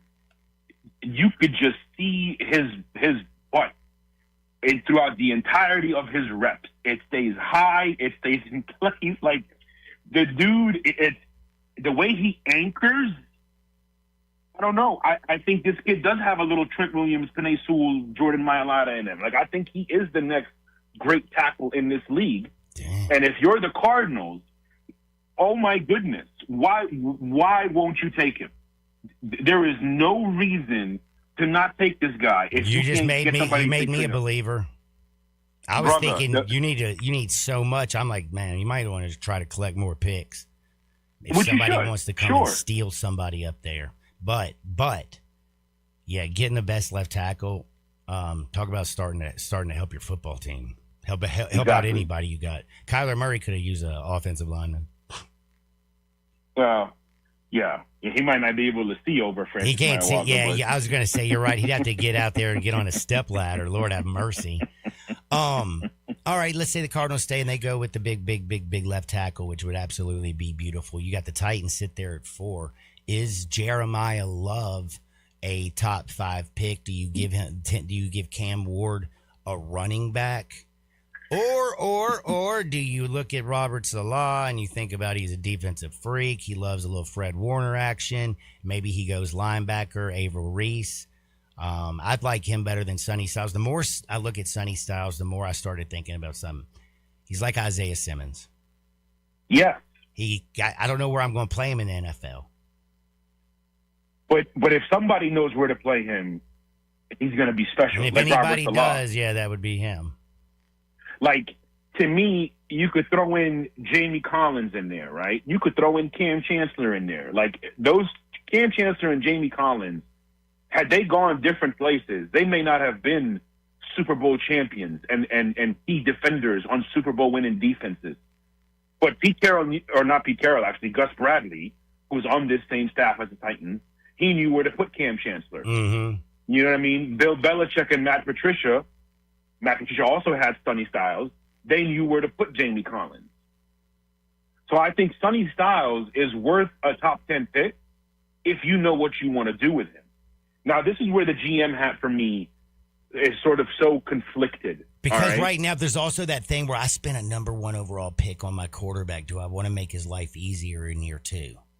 Like, you know what I mean? if you really want to make his life easier, if the Cardinals panic, and Wagga is available, then that changes everything.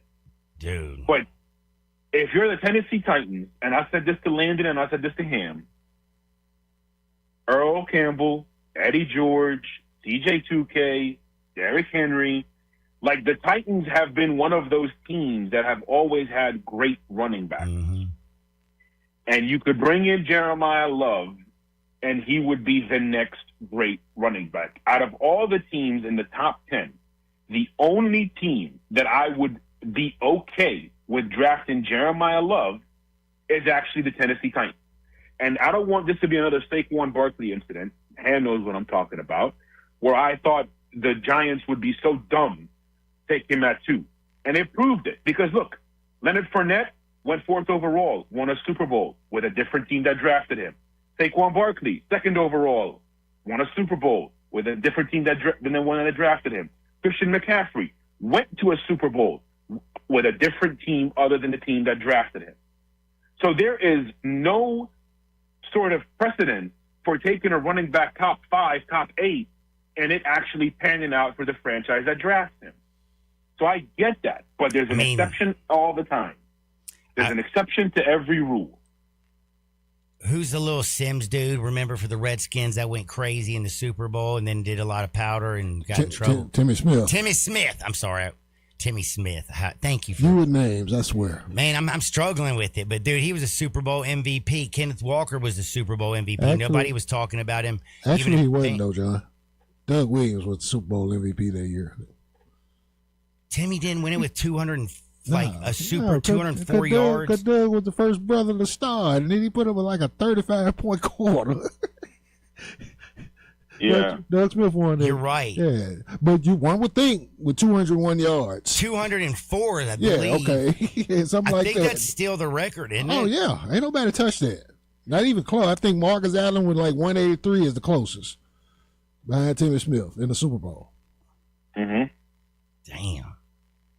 But you know what I'm saying. I mean, again, and look at this year. You know, they had like the Patriots, Ramondre Stevenson. You had, of course, Travion Henderson. Again, Kenneth Walker did good for Seattle, but they had 0 fumbles. They didn't turn the ball over. And Sam Darnold and that defense was just filthy nasty. That was a great football team. That was a great team win. Great job by McDonald and everything. But like, I look at the Tennessee Titans and I look at like Robert and think to myself, defensive mind, Fred Warner kind of guy.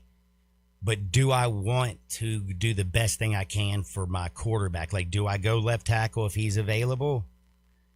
Do I go Jeremiah Love if he's available? Or damn it, if Reese is there, do I just get nasty on that defense? Yeah. You know what? That's a great point. I didn't even consider that. Yeah, Arvell Reese is going to be available. Now, I have Arvell Reese in my mock draft somewhere else, but I think Arvell Reese would also be. So the Titans are going to be John sitting Franklin in a great Myers, spot. Jeffrey Simmons, Jermaine Johnson, Jordan Elliott. You had this man. That starts getting. Yeah. The defense gets. The quarterbacks don't like that. No, I'm with you. I actually, again, maybe this is just my bias because I picked the Titans to take Jeremiah Love. So that's why I don't That's have, what you're going with the running. Reese. I think that's a good pick, like actually for him. I got a lot of people asking me mad questions about the Titans and what to do, and everybody's all over the board. So I'm curious. You want to read some of the suggestions? I'm curious what people are saying about the Titans. I got one right here that says Jeremiah Love is the only running back that I would take in the first round. Remember what Jahmyr Gibbs did for Detroit? Jeremiah Love could do the same thing for Tennessee and take a lot of pressure off Cam Ward, who they spent a first round pick. I love that. Number one overall pick is what I think they mean. And Ham knows this. Me and Germ are like very strongly opinionated on taking a running back in the top 10 especially. Yeah. But we were okay with Jahmyr Gibbs, and we'll be okay with Jeremiah Love. I would be. I don't know about Germ, but I would be okay with Jeremiah Love. Would you think though, like the only thing that gives me a little concern, Tennessee Titans, is their line better than the Raiders? Because Ashton Genty was a beast, but I don't care if you're like you said, like Derrick Henry. If they don't block for you, nobody can run against 11 dudes. No, that's a fact, brother. That's an absolute fact. That's an absolute fact. The Titans' offensive line had some injuries last year. The Raiders' offensive line just lacked talent last year. You know what I mean? True. And so I think both offensive lines, you know, they both made decent additions this year. Obviously, the Raiders signed the kid from Baltimore, which is huge. And then not to mention, like, bro, the Raiders had Chip Kelly calling plays. You know what I mean? Yep. Like, great point. So you throw away the Raiders season, throw away the Titans season. They are both in great positions heading into tonight. Everybody don't touch the dial because we're going to figure out whose name I butcher next. With Mo Schefter, we're talking NFL draft. Send your questions to the Sissy's Log Cabin text and listener line. Life's too short for ordinary jewelries. 901-360-8255. Keep them coming. 901-360-8255. It's NFL Draft Day, and that's what we talking with Mo Schefter right here on Sports 56, 98.5 FM. Did you miss your favorite Sports 56 show? No! Check out the podcast, broken down hourly at sports56whbq.com or wherever you get your podcasts.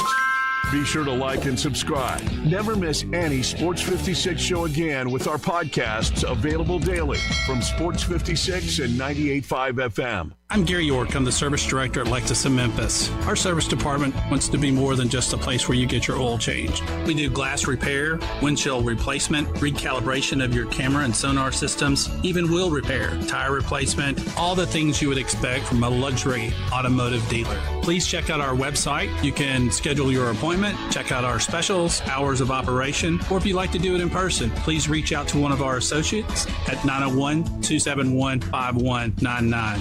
Here's something you don't see every day. It's a full-on brawl at Family Leisure. Oh, yeah. There's a battle of the brands happening right now through May the 10th with 7 different manufacturers all fighting it out for your business. Listen to this opening blow. Hot tubs starting at $34.99.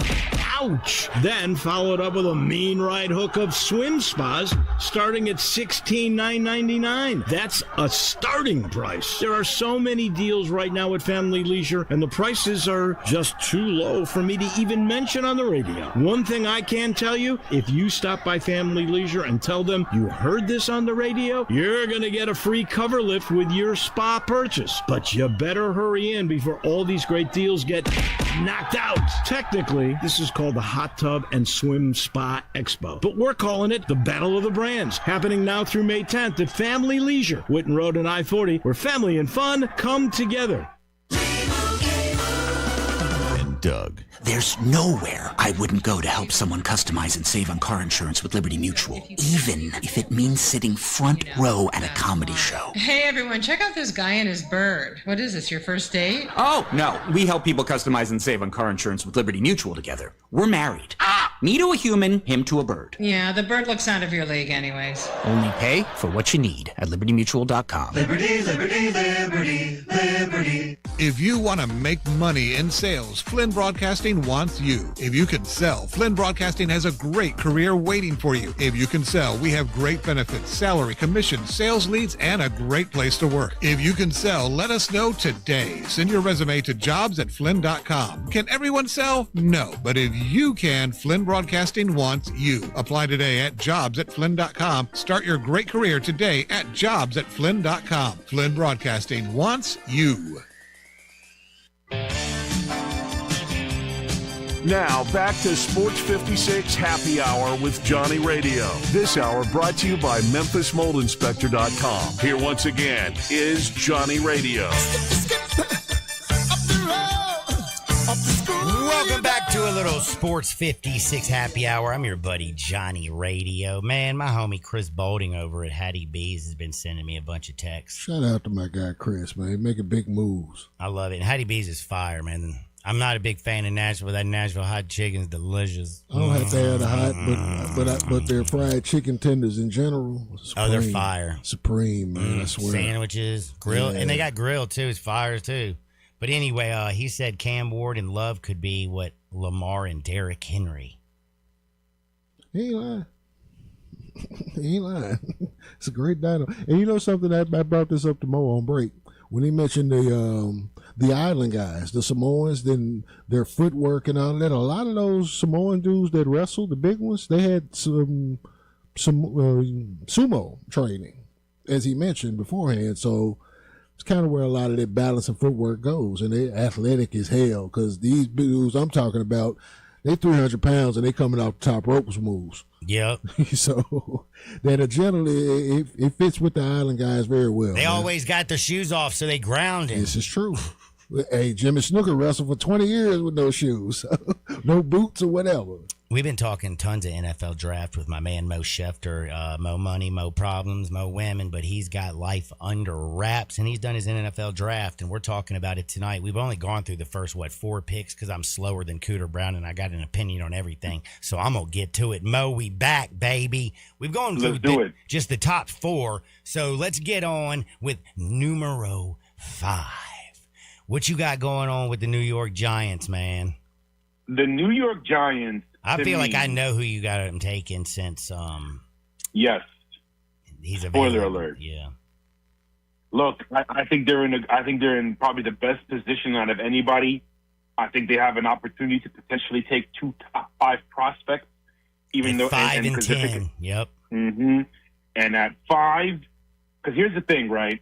I know we want to speed it up, and this will be the last elaborate one. You said earlier, can you bet on the draft? If there's a prop, can you bet on somebody doing something stupid? Bet the over. If there's a prop that somebody's going to panic and let a great player fall to John Harbaugh, bet the over. And at number 5, chilling, this New York Giants will select Arvell Reese. I knew it. I had a feeling, man. Plus, you got to, you hook them up with that defensive front, that's going to get some nasty stuff going down in New York. Yes. Dak's not going to like it. Neither is Jaden Daniels. Cleveland Browns, they screw up everything. Talk about a team that's messed up more first-round picks than anybody. What are they going to do with their number 6 pick?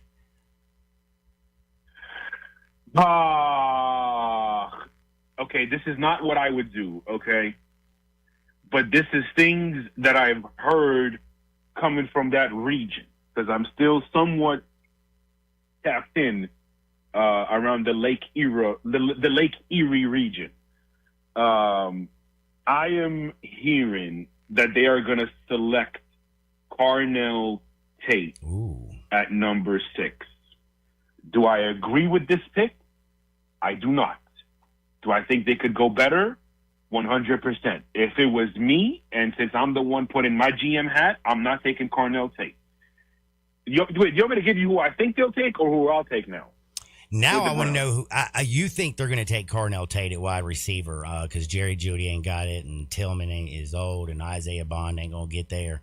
You don't have a quarterback either, because you got Watson and Shador, and you don't know what you're going to have with Shador, because you've already kind of the whole Dylan Gabriel Shador Sanders was so botched last year, it wasn't funny. And then speaking of botching, giving Deshaun Watson all that money was insanity.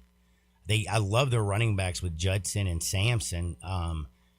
I can't believe they're going to take a wide receiver. I mean, I can believe it, but I just don't. I mean, you ain't got nobody really to throw the rock to him. I almost get a big ass offensive tackle, maybe, or offensive guard. Yeah. So I think they're going to take Carnell Tate. If I'm the GM of the Browns, sitting there at number 6, some people might say, "Oh, you're reaching." Some people might say, "Oh, you should have traded down." This is real life, not the way things work. If I'm the Cleveland Browns at 6, and I'm looking at what I'm looking, I'm closing my eyes with no regret, and I'm taking Spencer Fano out of Utah. 6'6", 311, an absolute force.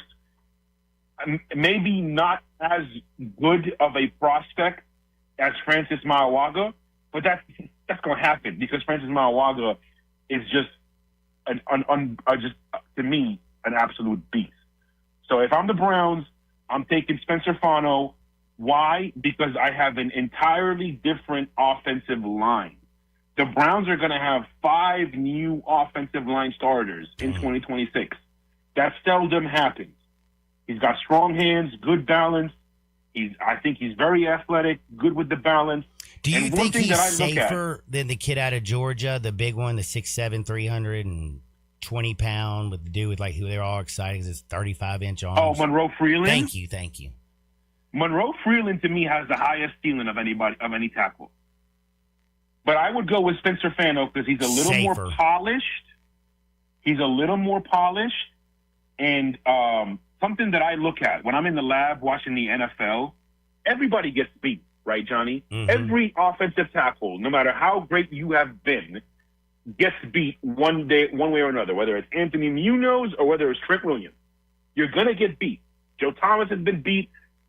They all get beat.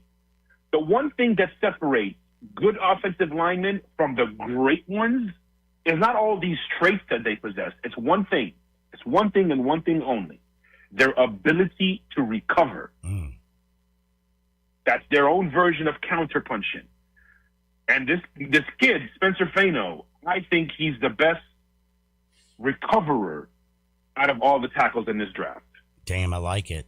It'd actually be the smart things the Brown do, but I can 100% see them going straight back to Ohio State like they did with Quinshawn and grabbing them a wide receiver this year and going with Tate. Washington Commanders, man. It's like people forgot, dude. You know that dude, Jaden Daniels? Remember that rookie year? That was some nasty stuff. Well, they got a now top 7 pick with number 7. Do they help out their offense or that much maligned defense? So here we go. I said this yesterday that I think the Commanders are in the Saints, and the Saints are in some of the better spots at 7 and 8, because let some of these other guys go through the muck. Let somebody trade all the way up from 14 to 13, like Jerry Jones might do. You know, you sit at 7, you be patient, and you can take anybody you want who could have gone between 1 and 3, or 2 and 4 rather, because we know who won it. If I'm the Washington Commanders, we talked about Gus Bradley and his ability to utilize people in the right places. We talked about Matt Patricia and how he utilized Sonny Styles and how he utilized Jamie Collins. One person we don't talk about who understands positional versatility as much as anybody else in the NFL is Dan Quinn of the Washington Commanders. And I think he's going to go with Sonny Styles at number 7 Safest to the pick in the Washington draft. Commanders. Yes, sir. Yes, sir. The Commanders' biggest issue on defense last year was they got old and they got slow. You infuse them with youth and speed anchored by Sonny Styles. Interesting thing is, though, about Washington is where do you put him? Because, Amani Hooker is a good, strong safety. He's getting older, but, the little kid that plays safety right now for him, who did they get? Tony Adams, sorry. Tony Adams, yes, sir. Dude, he's definitely, somebody who's, mid-grade at best. Do you put him at free safety? No. You want him at strong? So you put him in the box. Ooh. You put him in the box. You put him in a box. There is a litany of undersized linebackers in the NFL. Yes, there are. And a bunch of them cannot tackle. Not like Caleb Downs. No, I said Sonny Styles, not Caleb Downs. Oh, I thought you said Caleb Downs. Man, I'm hearing. No, my bad, brother. That was actually probably 100% me. I'm the one who always daydreams.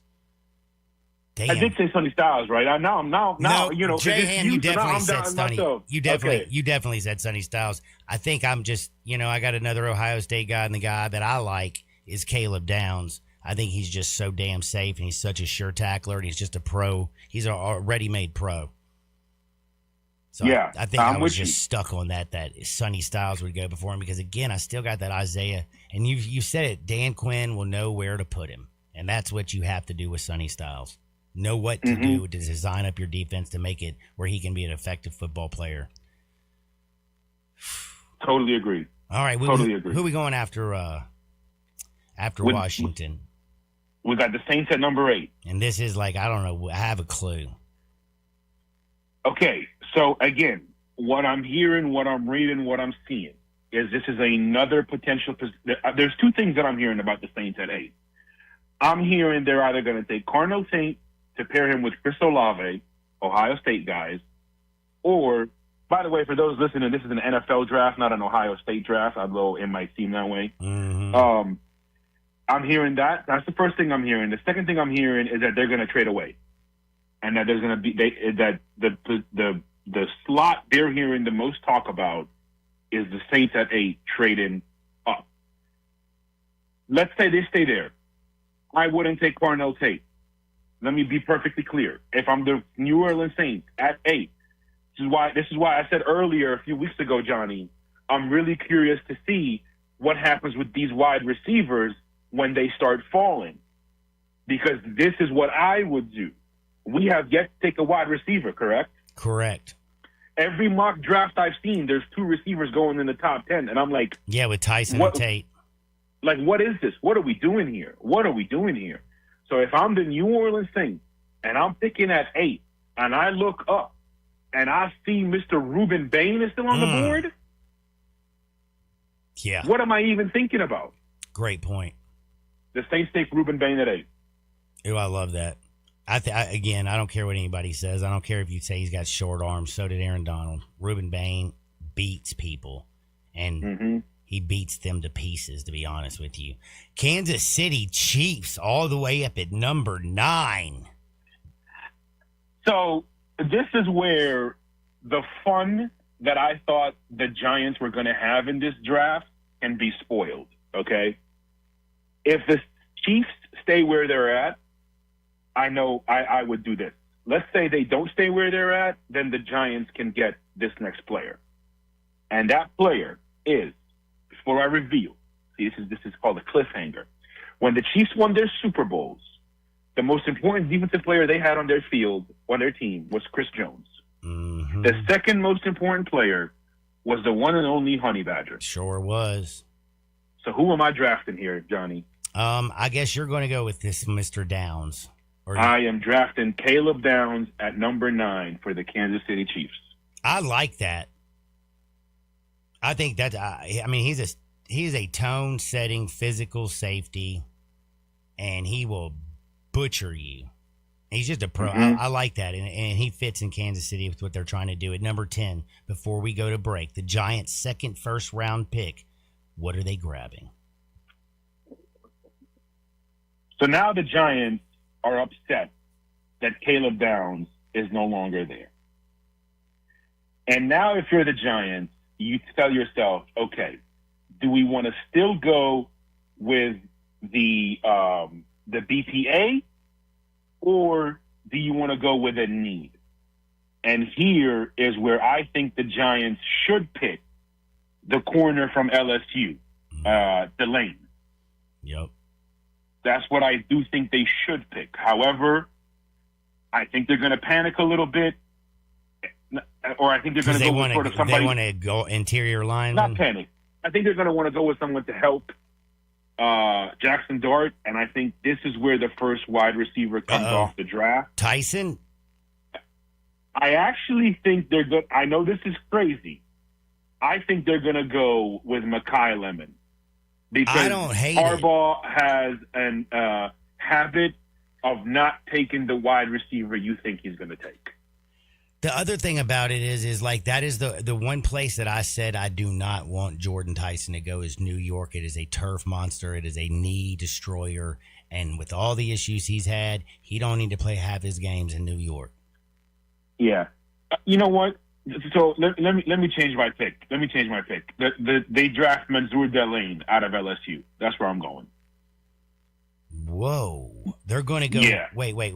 They're going to go with the cornerback. Am I tripping? Am I thinking of the wrong Giants depth chart, or did they not just lose some of their corners here? I can check for you with a quickness because I got a guy named Jay Ham, this historian, who's usually quick on the draw. They call him quick Adobo draw. and Newsome. Oh, I guess not. What we and then checking? they have Slayton, Neighbors, Mooney. Let me think here for a second. If I'm the Giants, where I want to go. Yeah, you know what? I'm sorry. I'm sticking to my original pick. Okay, I'm going Mekhi Lemon. I think they're going to give Jackson Dart a big possession receiver. Even though he's undersized, I know that, but he is considered a possession receiver. So let me change my mind. I'm going to go Mekhi Lemon at 10. We have given you the top 10 picks in the NFL draft. We're going to come back and we're going to give you the rest with the quickness. And we're starting with the fish. It's the Dolphins at 11 next with Mo Schefter on Sports 56, 98.5 FM. Let Bryant Dacus and Brett Norsworthy take you home every afternoon. Sports Time on Sports 56. Weekdays from 3 to 6 here on Sports 56 and 98.5 FM. Your home is your best investment, so why not make it the best it can be with help from Gates Lumber? Start with your front door, serving two purposes, curb appeal and security. Gates has solid construction doors built for security, durability, and beauty. See and compare wood, steel, and fiberglass options side by side at Gates Showroom. It's easier to choose when you can see and touch real doors with real assistance from knowledgeable staff helping you choose the right door for your home and budget. So don't just replace your door, upgrade your protection, and Gates Lumber is the right choice. Family owned and operated, serving you for over 100 years with free estimates, free delivery, competitive prices, and quality products. Call 901-942-3201, go to gateslumber.com, or come by their showroom, 1253 South Bellevue Boulevard. Gates Lumber, celebrating over 100 years with a passion for craftsmanship since 1920. K4 number TE303634, MSRP 25220, Sportage T7271780, MSRP 31865, Sorrento TG455356, MSRP 34655, Telluride VGO 24542, MSRP 44380, includes all rebates and incentives, plus finance with KFA, excludes tax title license with approved credit, dealer stock only, see dealer for complete details, offer valid through 4/30/26. Hey, Mid-South, I've got Jeff Allen on the line over at Gossett Kia, South Mount Moriah. What's the scoop, dude? How about this, Randy? 2025 Kia K4 LXS, $205 a month. 2026 Kia Sportage Hybrid LX, $297 a month. 2025 Kia Sorrento LX, $338 a month. Plus a 2027 Kia Telluride S, only $399 a month. All 24-month lease and $39.99 due at signing. Well, it don't get better than that, Jeff. Plus, all 2026 EV9s get $12,000 off or 0% available. And they're all equipped with Kia's 10-year, 100,000-mile powertrain limited warranty. So whether you live in Horn Lake, South Haven, Olive Branch, or Memphis, you'll be happy at Gossett Kia on Mount Moriah. Let me ask you something. I bet it's Central Barbecue related. It is Central Barbecue related. Shoot. You don't want me to ask you a Central Barbecue related question? No, I mean shoot as in go ahead and ask. Oh, you can be very confusing. Ask your question. Which one of Central Barbecue's sauces is your favorite? That's a trick question because, Central Barbecue's slogan is smoke is our sauce, so you don't really even need a sauce. Other than smoke, what's your favorite sauce? I can't do all of them all. Mild, hot, mustard, vinegar, hot vinegar, sweet heat, all of them. And that is how you make a Central Barbecue radio commercial. Progressive knows life takes you in many directions. Bear right at exit 32, then begin to wonder why you never bought a fish tank. In 1.3 miles, you'll realize you've been mispronouncing epitome your whole life. At the roundabout, you will remember you said something at dinner you wish you hadn't and will think about it for decades. You have arrived at your destination, but it turns out there really is no destination and life just keeps going. Wherever life takes you, protect your home and auto with a bundle from Progressive. Progressive Casualty Insurance Company, affiliates, and other insurers. Not available in all states or situations. 4.9-liter V8, 0 to 60, and I'm about to find out. Now, back to Sports 56 Happy Hour on Sports 56 and 98.5 FM. This hour is brought to you by Tito's Vodka. Here once again, Johnny Radio. Welcome back to a little Sports 56 Happy Hour. I'm your buddy Johnny Radio. It's the NFL Draft with my man Mo Schefter. We've been rocking, we've been firing, we've been talking all things football. But I also did need to remind you, we're about to start back with number 11, and that's the Miami Dolphins. Remember how clean that team used to be back in the day, man? You had Don Shula with his hair. You had Dan Marino doing them isotoner damn commercials, get them gloves on and everything. They look clean. But the cleanest team in town is High-Low. Go to MrCleanTeam.com. You're like, High-Low, that's H-I-L-O. High-Low, they're a commercial services industry, and that means they do commercial janitorial, industrial cleaning, post-construction cleaning, setup and moving. And if somebody says they ain't going to clean it, I promise you, they ain't going to say no. They always get back you with a fast response within 24 hours. Go to MrCleanTeam.com. That's MrCleanTeam.com for a High-Low. And again, they do late night cleaning, early morning cleaning, weekly cleaning, bi-weekly cleaning, daily cleaning. Like I said, like whatever any of your needs, people, They have you covered. They are the best. They do big businesses, Hershey, Tyson's. They do Memphis School of Excellence. That's why it's always so clean. Cleanest team in town, high, low. And they have the JRD guarantee. Find any debris, and they're going to come back and clean and do it and do it and do it till you're satisfied, whatever it is. This is the time of the year with the NFL is right now selling hopes and they're selling dreams. The NBA is settling arguments, debates, and basically telling you the truth and pretty much who everybody is. So we're finding out facts in the NBA and we're selling dreams in the NFL. And right now, who are the Dolphins dreaming of, Mr. Mo Schefter? Well, the Dolphins clearly dream of big receivers. That's why they got rid of all their receivers that are under 6'1".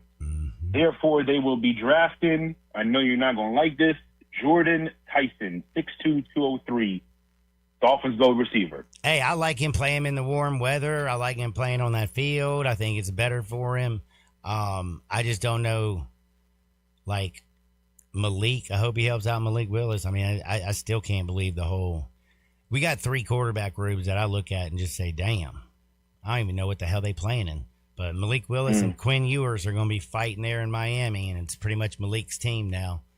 And he's got nobody to throw it to. So Jordan Tyson, to me, makes tons of sense. Thank you, sir.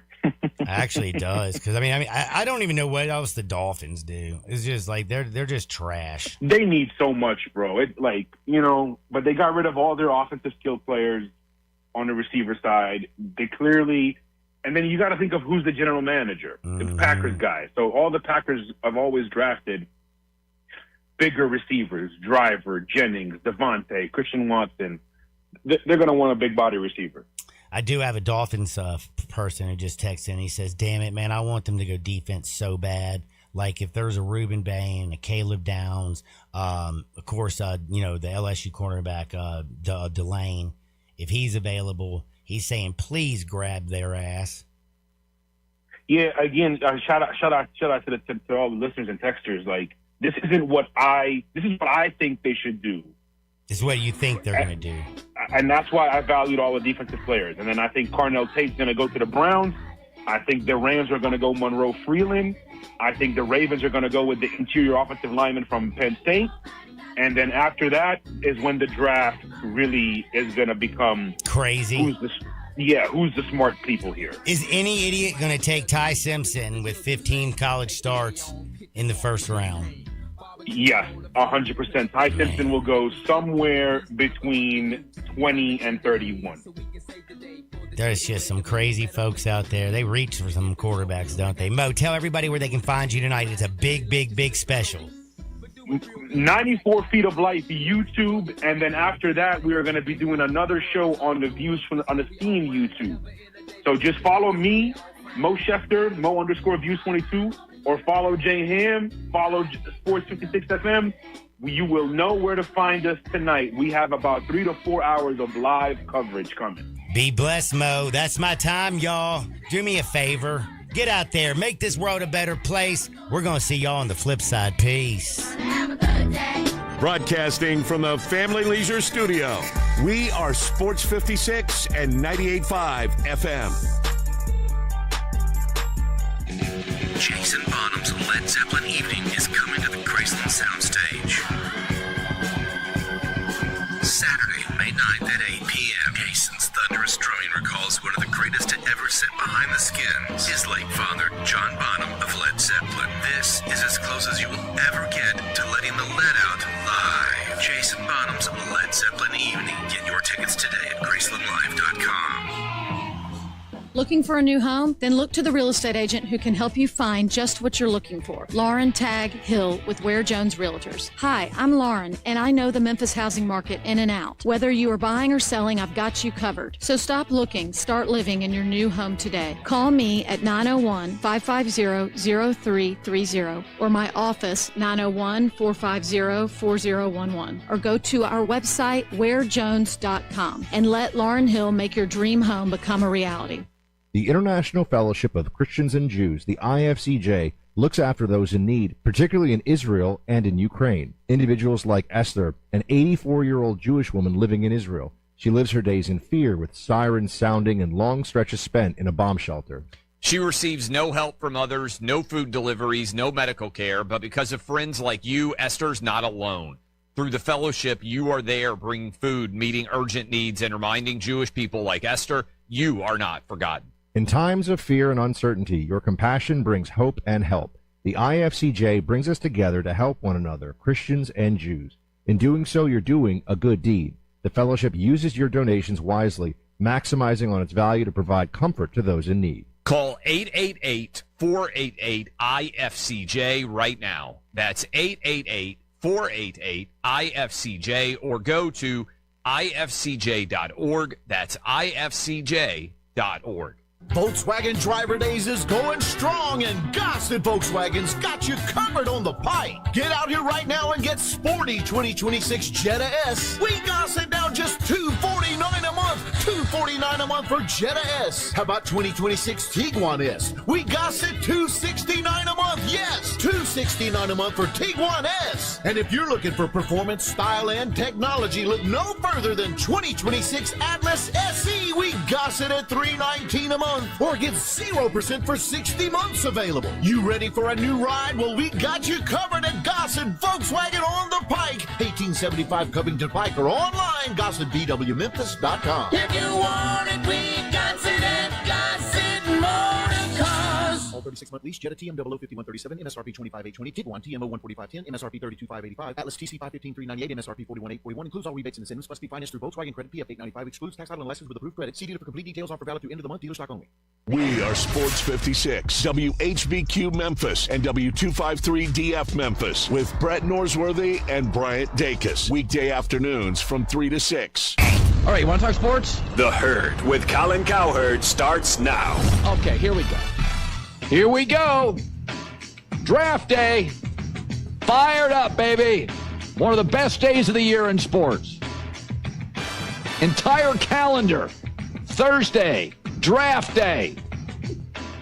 We're live. It's The Herd. Wherever you may be and however you may be listening, thanks for making us part of your day. I will be glued butt in front of a TV tonight. Cannot wait. I love it.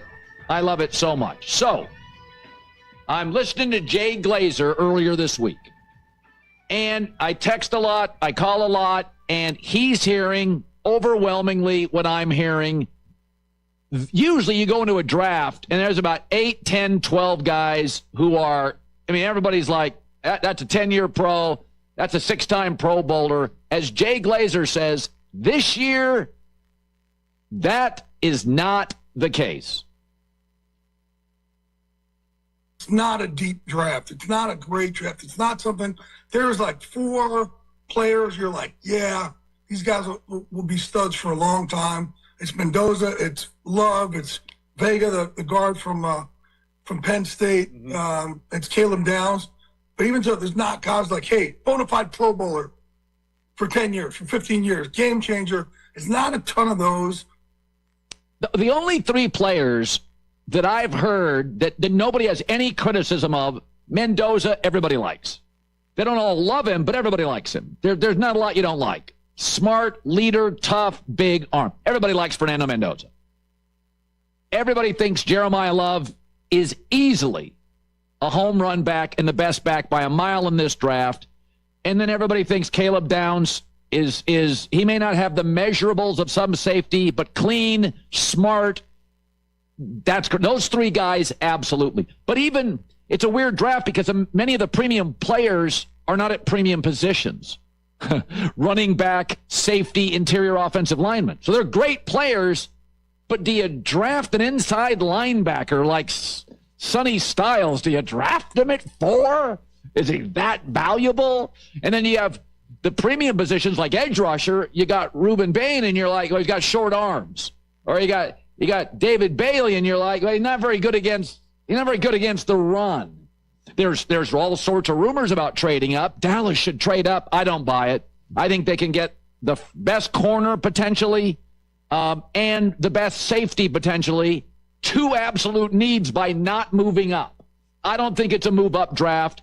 I do think Kansas City is sniffing around on Bailey if he didn't get drafted second. So I'm going to give you, based on kind of common sense, text calls, what I believe, and nobody's going 100% on their mock.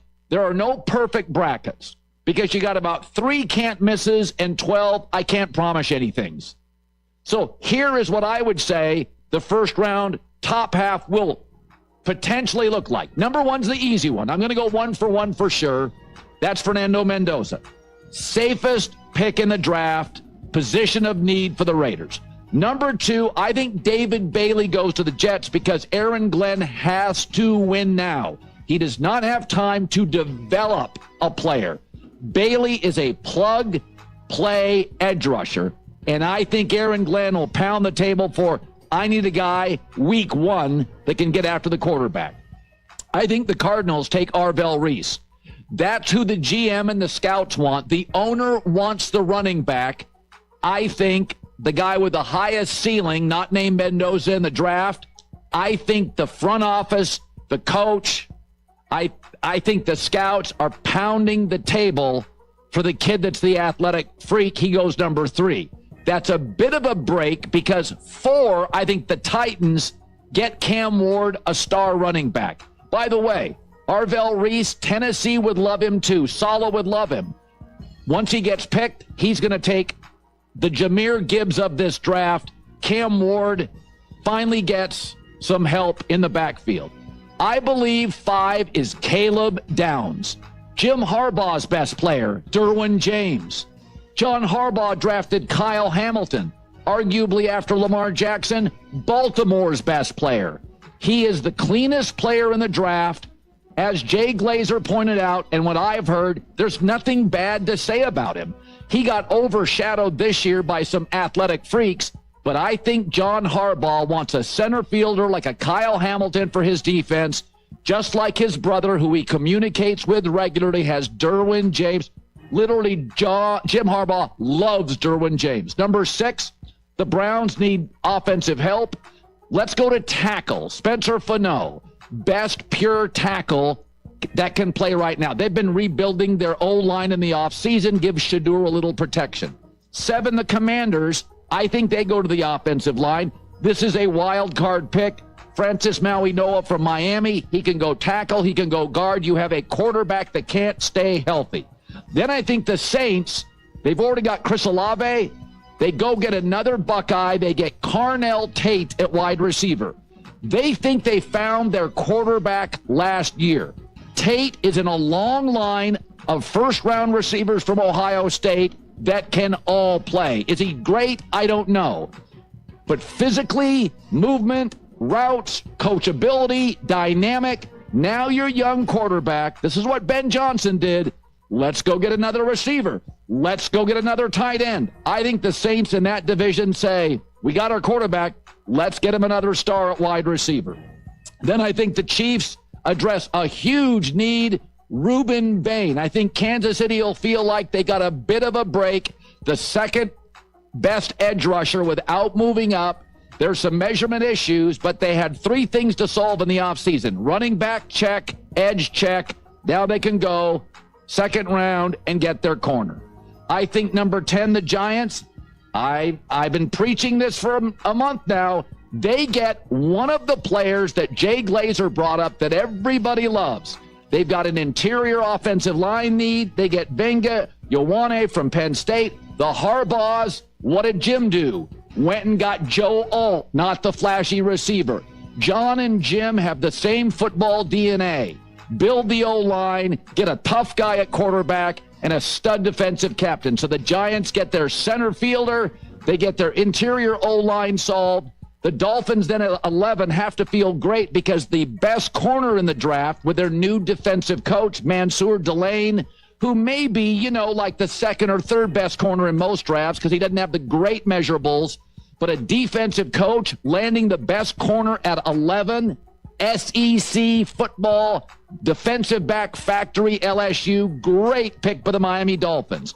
Where's Sonny Styles? The Cowboys get him at 12. Somebody is dropping in this draft, and I think it's Styles. He's a very good player, but that stack linebacker position, and for the record, Look what Jerry's done to the defensive front in the last year. Kenny Clark, Rashawn Gary, okay, Quinnen Williams. Jerry, he wants to get that front. He wants to get after quarterbacks. He'll deal with the secondary later. At 13, the Rams get Monroe Freeling from Georgia, the next best right tackle in the draft. He also has the highest ceiling. They don't need him. The Rams do not need Monroe Freeling to start year one. They don't. They've got their left tackle and McClendon, the right tackle, they like, don't love. But my feeling is, with Matt Stafford over the next 2 years, this is one of the only positions of need for the Rams. Immediate, no. By next year, yes. The Ravens go get Mekhi Lemon, the receiver out of USC. You know, Andrews ages, Zay Flowers, they need another running mate. They also got to get cheaper on offense because you know they're going to pay Lamar Jackson. So they lost Isaiah Likely. They need another play after catch, yard after catch playmaker, and they get it in Mekhi Lemon. The Buccaneers, they're going to go get the safety from Toledo, Emmanuel McNeil-Warren, like Quinyon Mitchell or Sauce Gardner. You didn't watch them play much in college. They are great small school stars. This is an unbelievable safety draft. And we've seen this. Quinyon Mitchell, Sauce Gardner, small school, defensive backs, all shapes, sizes, all flavors, all conferences. And there's my top 15. So you could say yourself, whoa, Colin. Whoa, Caleb Downs at 5. I'm putting this all together. I look at the Harbaughs and how they view safety and tough guys and smart guys. Caleb Downs fits. And I believe the second giant pick is to protect Jackson Dart. Now, you're saying, where's the wide receiver from Arizona State? Hammy, broken collarbone, tore ACL. That would scare me as a top 15 pick.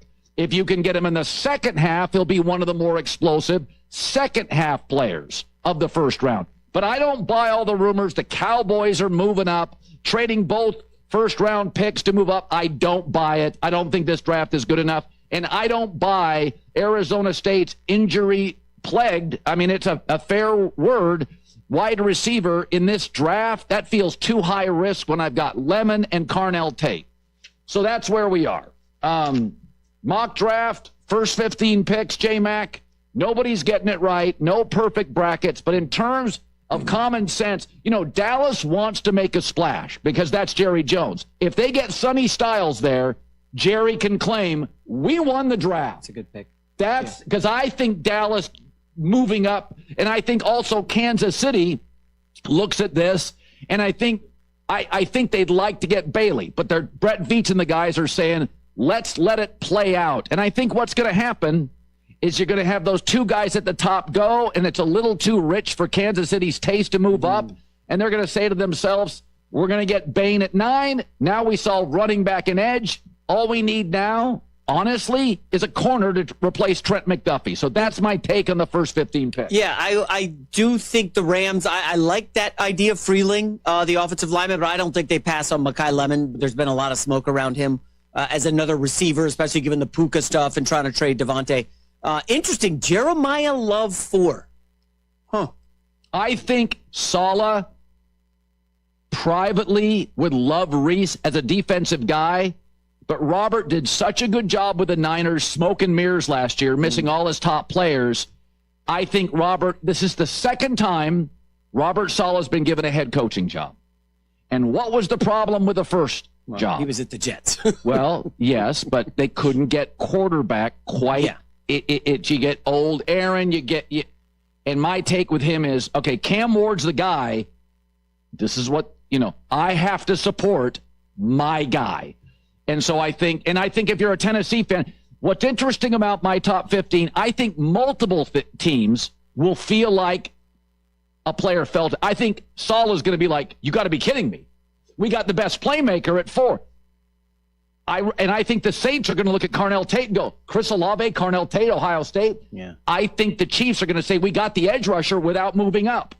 I think The Cowboys are going to yell they stole the draft if Sonny Styles fires. How about if you're the Miami Dolphins and you get the top corner at 11? Maybe. What if Sonny Styles goes 4? Robert Saleh says, that's my middle linebacker to command my defense. Does it help Cam Ward? Not necessarily. But does Cam Ward need help? He's got Brian Dable. Brian, hey, you're the quarterback whisperer. Listen, you fixed Josh Allen with no running back. If you look at Saleh in San Francisco, did he learn or not when you have a young quarterback like Brock Purdy? You can't draft enough wide receivers. You can't have enough backs. I mean, I think Saleh learned something leaving the Jets is if you've got the quarterback and Cam Ward's it, you've got to support it. I think that's why Harbaugh with Jackson Dart, I'll go get my defensive center fielder. I'll get my Kyle Hamilton. I'll get my Derwin James. Although he's not as imposing as Derwin James, may not be as good as Kyle Hamilton, but I'm going to get my center fielder, best player available on our board. The second pick, I'm helping Jackson Dart out. Now I got Andrew Thomas. Now I got a star interior O-lineman. Yeah. I still think they should draft a tackle later because their left tackle struggles to stay healthy. But I think there's a lot of different teams in an average draft. The Saints are going to feel this way. The Titans are going to feel this way. I think the Chiefs, the Cowboys, the Dolphins are going to come out of this draft thinking, we ended up getting a need and a really good player. That's my take. All right. Some thoughts on Fernando Mendoza that are just blow me away. And does the NBA have an officiating problem? Devin Booker thinks so. Next, the Herd.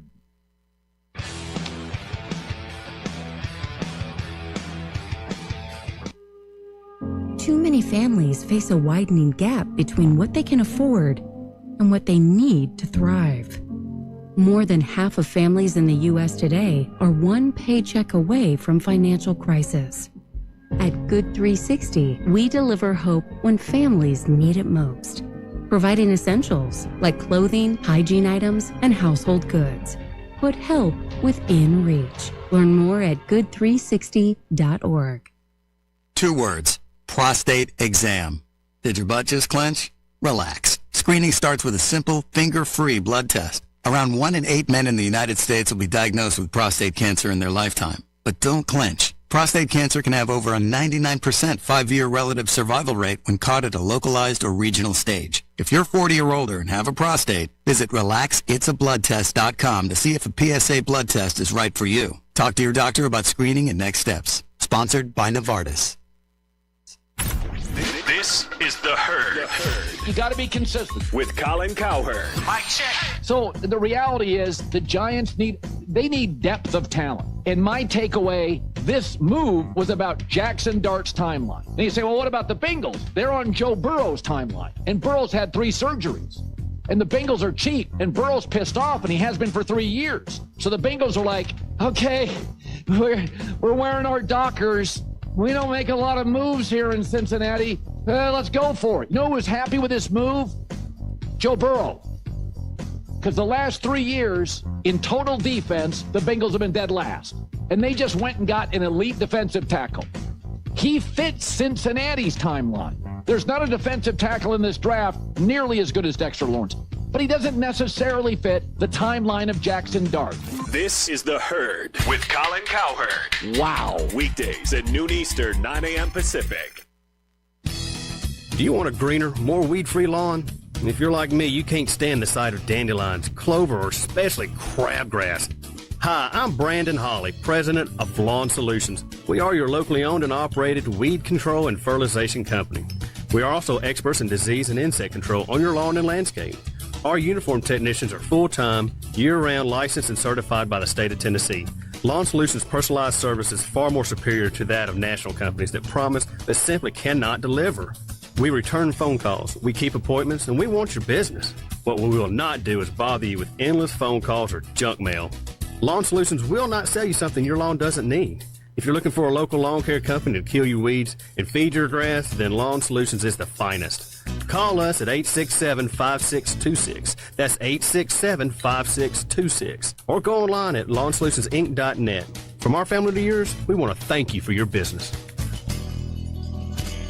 I got him on the line out there in Gossip Volkswagen Germantown. Hey, Marty McNate, what's going on? I've got some big news. Volkswagen Driver Days is going on at Gossip Volkswagen Germantown. And I hear you've got some incredible deals happening right now. You heard right, Randy. I got 2026 Jetta S, $277 a month. $277 a month for Jetta. Hey, what else you got? How about 2026 Taos S, $327 a month. $327 a month for Taos S, and I hear you got a Tiguan deal out of this world. 2026 Tiguan S, $355 a month. Well, it sounds like you got something for everyone. Come see me, Marty McNate, at Gossip Volkswagen Germantown, 7420 Winchester Road, or shop online at gossipvwg.com. And remember, your future is what you make it. 36 month lease, Jetta SM104-280, MSRP 26,426, Taos SM06162, MSRP 27,011, Jetta TM005137, MSRP 25,820, Taos STM108P191, MSRP 29,101, Tiguan TM014510, MSRP 32,585, includes all rebates and incentives, PF 895, excludes $5 license with approved credit, see the complete details, offerings 430-26, deals stock only.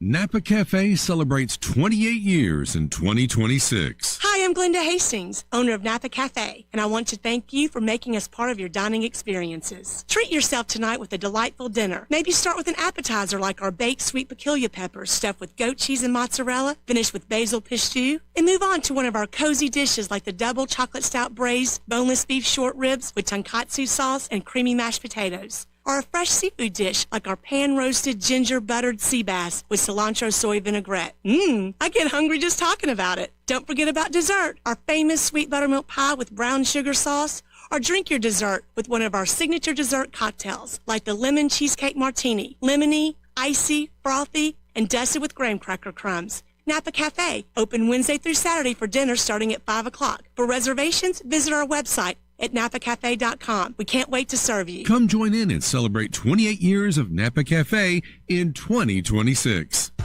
For over 25 years, Sports 56 has been covering the Memphis sports scene with great sports talk throughout the day. The voice of the Memphis Tigers, Dave Woloshin, brings you Wolo and Friends from 10 to 11 Monday through Friday. Dave will keep you in the know with what's going on with the Tigers and be joined by guests from around the country talking about the biggest stories of the day. Join Dave Woloshin for Wolo and Friends from 10 to 11 right here on Sports 56 and 98.5 FM. Said the best teams don't just show up in October, they prepare all year. Same goes for your home. Navient's HVAC products keep you comfortable in January and July. Don't wait for your system to fail. Go to NavientInc.com today. This year, everybody's mock draft will at least go 1 for 1. Fernando Mendoza, who I like a lot, is going to the Raiders. And, we know that it becomes nitpick season once the college football season is over. To me, he had so many starts, so many big games, faced so many good teams. I think he's an easy comp. I saw him against Ohio State's defense, which has, 4 NFL starters on the defensive side alone in the first round. I saw him against Miami's great defense. I saw him against Oregon on the road and Iowa. Alabama's. I saw him against so many NFL players. He's an easy comp. But when I hear people compare him to NFL quarterbacks, I want to say stop. Just compare him to the last 17 college quarterbacks going in the first round. Here's the last 17 first-round quarterbacks, 5 years. It's a 5-year sample, and we're going to put all of them up. Cam Ward, Jackson Dart, Caleb, Jaden Daniels, Drake May, Michael Penix, J.J. McCarthy, Bo Nix, Bryce Young, C.J. Stroud, Anthony Richardson, Kenny Pickett, Trevor Lawrence, Zach Wilson, Trey Lance, Justin Fields, Mac Jones. There are exactly 2 of those guys I would absolutely draft ahead of Fernando Mendoza. Caleb Williams and Drake May. I think they're better prospects. Those guys I'd absolutely draft ahead of him. 3 other guys I would strongly consider. Jaden Daniels, if he can stay healthy. C.J. Stroud, who's regressing, but I love his ball. And Trevor Lawrence. When you put him in this class, he looks pretty good, doesn't he? Well, Bryce Young, he's a much bigger, stronger quarterback than Bryce Young. Mac Jones. Mac Jones isn't an athlete and doesn't have a big arm. Well, what about J.J. McCarthy? I don't know. You can say Cam Ward and Jackson Dart. I don't have enough information. He's a bigger, stronger quarterback than Cam Ward and Jackson Dart. He doesn't run as well as either, but his ball placement's better than both. So when you consider the last 5 years, when you nitpick him, people tell me, well, he's Matt Ryan. No, he's not. I could show you 3 pieces of video just from last year for Fernando Mendoza. 3 pieces of video. This Miami run. Do you remember one run in Matt Ryan's career that looked like that run? One in Matt Ryan's career. This run against Penn State. That does not look like Matt Ryan to me. It may not be Andrew Luck. It's not Matt Ryan. Here's another one. This doesn't look like Matt Ryan to me. Find me the NFL highlights that look like that. So you keep telling me, but he's not very athletic. You told me that about Justin Herbert. You told me that about C.J. Stroud. I keep hearing, I've said, I see more poor man's Andrew Luck. He's not Andrew Luck. But you keep telling me he's Matt Ryan. I'm showing you runs. Find me the one NFL career run that Matt Ryan. Look at this. That's not Matt Ryan. You can't find one in the NFL that looks like Matt Ryan. I've said, I'm, people say, well, he's not Andrew Luck. Well, that's like saying, I'd like to date women, but they've got to be at least Margot Robbie. Well, you're going to be lonely. If that's your standard, Margot Robbie, or all you single good-looking guys, you're going to be lonely the rest of your life. He's not as good as Justin Herbert. Justin Herbert, every GM in the league loves Justin Herbert. If you took out Josh Allen and Mahomes, there's an argument every GM would choose him first. You can't compare him to Justin Herbert. Compare him to the last 17 first-round quarterbacks. He's bigger, ball placement, more mature. He's stronger. This idea, he can't run. The Big Ten Conference last year was the best conference hands down in college football. And I got video of him running against Ohio State and running against then Miami and running against Alabama and running against all these Penn State. That doesn't. I'm sorry. Find me the Matt Ryan highlights that look like that. That's not a knock at Matt Ryan. Matt Ryan's going to get Hall of Fame votes. Matt Ryan's great. Tremendous. Well, I don't think he looked like that. J-Mac with the news. No. Turn on the news. This is the Herdline News. Anytime we can get a Margot Robbie reference in the first half hour of the show, that's a dub. That was a good rant, by the way, Cowherd. Nicely done. I can tell you're fired up for draft day. We'll start with the NBA, though, because the Detroit Pistons bounced back in the second half last night. They were tied at halftime with Orlando, Colin. It was a little dicey. I don't think Detroit's fully out of the woods yet. Apparently, J.B. Bickerstaff gave a fiery halftime speech, fired up the troops. They wanted a 30-3 run. Here's the sound. He really got on us in the locker room. There is no more my bads. It's like they're out there hustling, getting offensive boards on us, and there's too many of them. And for us as a group, we know that's not our standard. And so he was on us, but we obviously felt it as a group of we need to be better for each other. A 30-3 run. Yeah, Orlando just kind of rolled over. It was like, we got our win. I will say some troubling signs for Detroit, okay? Colin, they shot 23% on threes at home. Well, they're not an offensive machine. They're painful to watch in the half-court offense. And they shot 58% on free throws. I mean, again, this is, I think, more about Orlando just had like a really awful 8-minute stretch. And I think they go. Game 3 is going to be the series. If Orlando wins Game 3, I'll give them the series. I haven't seen Detroit yet, man. This is 2 full games at home. Well, we said this. We know what they're the opposite of the Lakers. They're hard to watch, but tough, physical, and defend.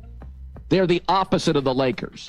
The Lakers are fun to watch, shot creators, great passers. Lakers are a good watch with an offensive coach. Detroit's the opposite. Detroit's the better team, perhaps, because they're kind of built for the playoffs. They're clutchy, grabby, but Pistons all year have been a rough watch. And remember, role players usually play better at home in the playoffs.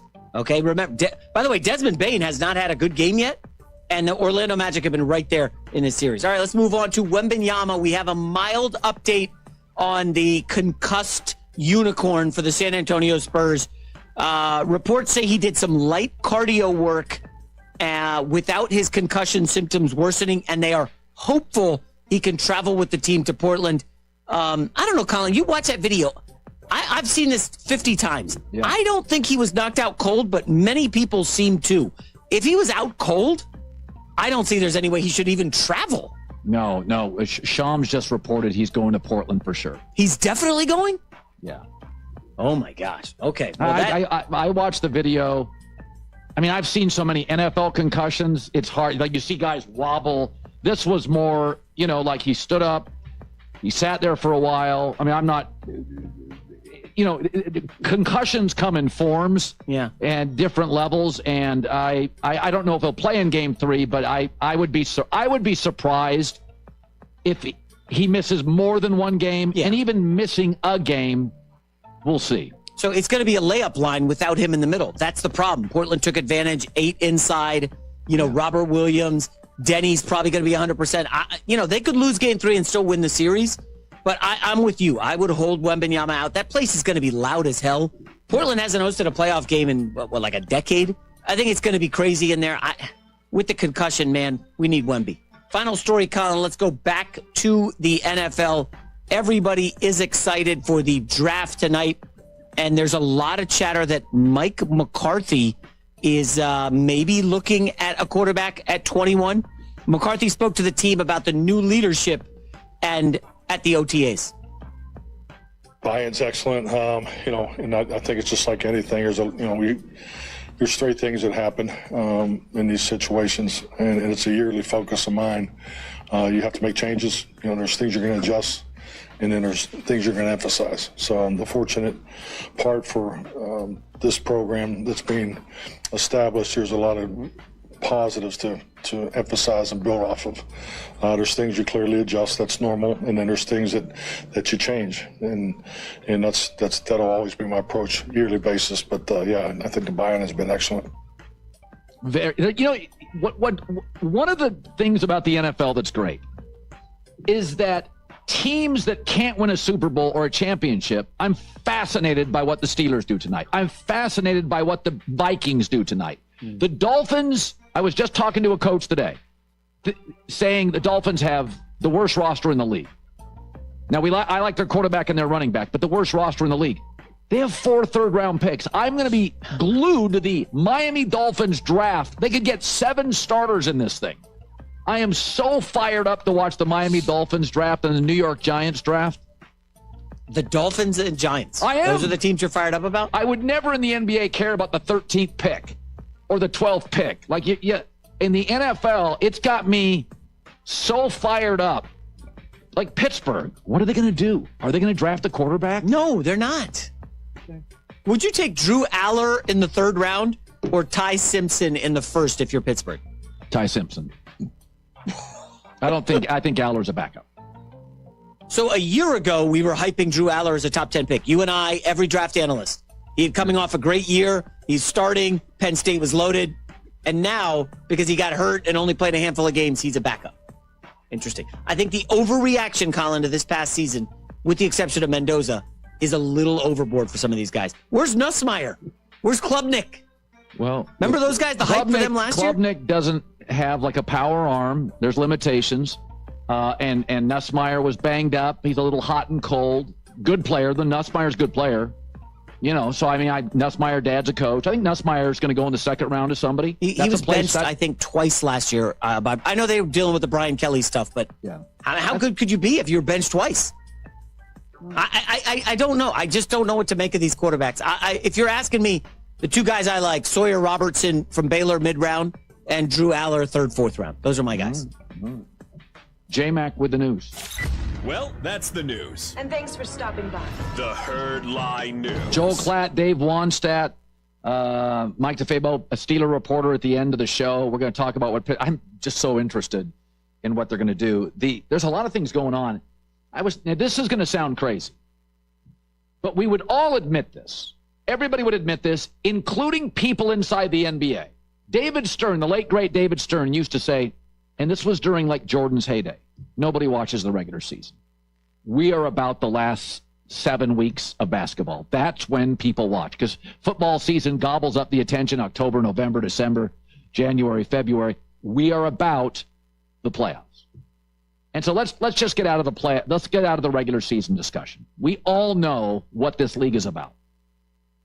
LeBron at 41 years old, through 2 games of this series as an underdog, is giving me 24 points, 10 assists, 8 rebounds, shooting 49% from the floor and 43% from 3. And running the show, running the point. If you're just talking playoff performers right now in the NBA, and this is important, what are the 3 things that I'm going to judge playoff performance? Number 1, your production. Are you giving me 24, 10, 49% plus? So playoff production's number 1. Number 2 is, do you elevate others? I made fun of Scoot Henderson the other night, had like 30 points, no assists. That was my knock on Kawhi forever. He never elevated anybody outside of Kawhi. So what is your personal production? Do you elevate others because rotations shrink? Can you make the other 6, 7 guys? And are you physically available? Is LeBron James not a top 5 player at 41 years old in the NBA? I would say Jokic 1, SGA 2, Ant 3, Jaylen Brown 4. Well, what about Wemby? Plays fewer minutes, may not be available tonight. First couple years in the league, Wemby, we all kind of ask the same question. If he doesn't get hurt, he'll be. I never asked that with LeBron. Well, Colin, what about Luka? Once again, injuries, not available. Well, what about KD? Love him, but he plays in a silo, doesn't elevate others often. And what about Brunson? Defensive liability. LeBron at 41 is not a defensive liability. He may not give you his A+ every night, but he's not a liability. At 41 years old, if we're just talking playoffs, production, elevation of others, and availability. Jaylen Brown this year didn't have Tatum. It's like, oh, that's okay. We'll be a top seed. I'll make a run for MVP. I would take Ant, Jaylen Brown, Jokic, SGA in the playoffs. Right now with Wemby, I got 1 playoff win. Well, and he's had a concussion. I don't think LeBron, in my memory, has ever had one all those years. So again, what matters? I'm reading this. LeBron would be the first player in league history to average 23, 8, and 10 while winning at least 1 playoff series at any age. Here's J.J. Redick on LeBron after Game 2. He's literally a Mack truck. That's why we call it the Mack truck lane. And he's, you can get out of the way and he's going to dunk on you, you can foul him. And so some of those were just him being his dynamic self in transition. But I thought he brought a level of physicality, and he's done it throughout his career, that he's just really comfortable playing that way. And, you see that whether it's, him on a back down or him getting to the basket or him drawing fouls. Like he forces you to match his physicality. I was in LeBron's presence a couple years ago. It was a film that was being made, and I've been around pro athletes my whole life. Usually you can see a basketball player. They're tall, they're long, they're skinny. When LeBron walks up, he looks like Myles Garrett. That's what LeBron looks like. You're like, Michael Jordan, there's a legendary picture of him standing next to Barry Bonds. Michael Jordan looks like he weighs 140 pounds. Like, LeBron's just different physically. Part of this thing with LeBron is great DNA, has worked his butt off, but when you see LeBron in person, he doesn't look like other basketball players. Usually if a guy's as big and thick as LeBron, they can't move. Yeah, Arvydas Sabonis, Jokic, that's different. LeBron's played 294 playoff games. He's never missed one. Luka is closer to being a teenager than he is 35. He's out again. It's the hurt.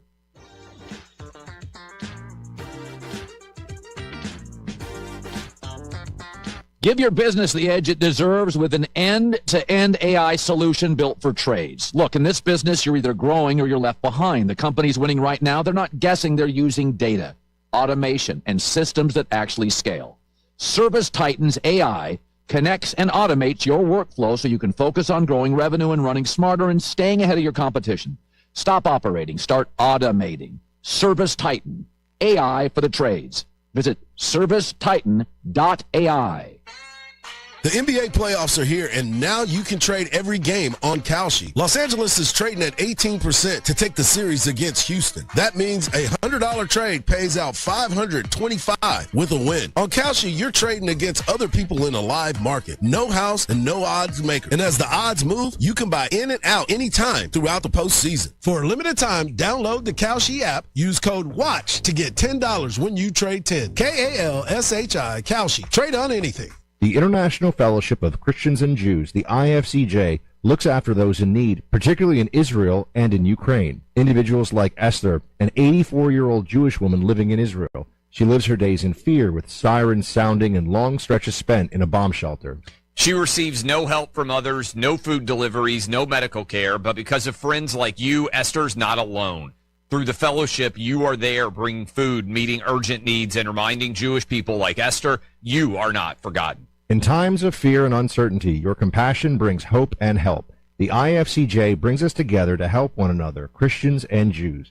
In doing so, you're doing a good deed. The fellowship uses your donations wisely, maximizing on its value to provide comfort to those in need. Call 888-488-IFCJ right now. That's 888-488-IFCJ, or go to ifcj.org. That's ifcj.org.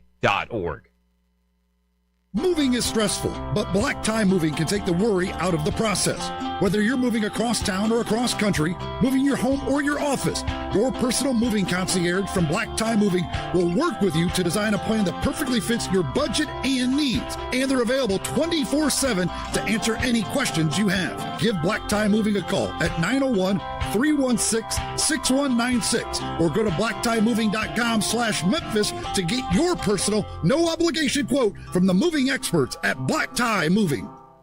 Volkswagen Driver Days is going strong, and Gossett Volkswagen's got you covered on the pike. Get out here right now and get sporty 2026 Jetta S. We Gossett now just $249 a month. $249 a month for Jetta S. How about 2026 Tiguan S? We Gossett $269 a month. Yes, $269 a month for Tiguan S. And if you're looking for performance, style, and technology, look no further than 2026 Atlas SE. We Gossett at $319 a month, or get 0% for 60 months available. You ready for a new ride? Well, we got you covered at Gossett Volkswagen on the Pike, 1875 Covington Pike, or online, GossettBWMemphis.com. If you want it, we got it at Gossett Motor Cars. All 36-month lease, Jetta TM 005137, MSRP 25820, Tiguan TMO 14510, MSRP 32585, Atlas TC 515398, MSRP 41841, includes all rebates and incentives, must be financed through Volkswagen Credit PF 895, excludes tax title and license with approved credit. See dealer for complete details. Offer valid through end of the month. Dealer stock only. At Kohl's, spring style starts with the season's best shoe sale and continues with 15% off the rest of your looks. But with great outfits from Kohl's, what happens next is unexpected. Strangers ask where you shop. The breeze feels like it's blowing just for you. Your kids post for photos willingly. Yep, great spring outfits can do that kind of thing. Find yours at Kohl's and Kohl's.com. Select styles, offers end April 26th. Some exclusions apply. See store or Kohl's.com for details. Memphis, repping the Grizzlies, holler and go Tigers. Make sure your home or business looks like a winner too. Call Hall Power Washing Solutions. They handle power washing for driveways, sidewalks, and more, as well as soft wash, roof cleaning, gutters, and window cleaning. They're fully insured and bring the hot water for the toughest grind. Go to hallpowerwashingsolutions.com or call 901-258-1399 for more information and a free estimate. Hall Power Washing Solutions, turning Memphis grime into shine. MatchingDonors.com is a 501c3 nonprofit organization that links organ donors with people in desperate need of kidneys and other transplants. And now you don't need to donate a kidney to save a life. You can donate your boat, car, or real estate. Visit MatchingDonors.com. For over 25 years, Sports 56 has been covering the Memphis sports scene with great sports talk throughout the day. For the drive home, it's Memphis sports radio veteran Brett Stats Norsworthy and Bryant Dacus bringing you Sports Time on Sports 56 from 3 to to 6. Bryant and Stats will get you up to speed on the big stories happening each day and get you ready for what's happening each night while talking with great guests. Join Brett and Bryant for Sports Time from 3 to 6 on Sports 56 and 98.5 FM. There's a better way. To comprehensive protection, sensors, cameras, 24/7 monitoring, but on your terms. Get 50% off a new system by visiting simplysafecolin.com. There's no safe like SimpliSafe. Brace yourself for the big one Sunday when the NASCAR Cup Series takes on the biggest, fastest, meanest track on the circuit, Talladega. Pre-race coverage begins at 1:30 Eastern with the green flag dropping at 3, only on Fox. So there's a lot of speculation.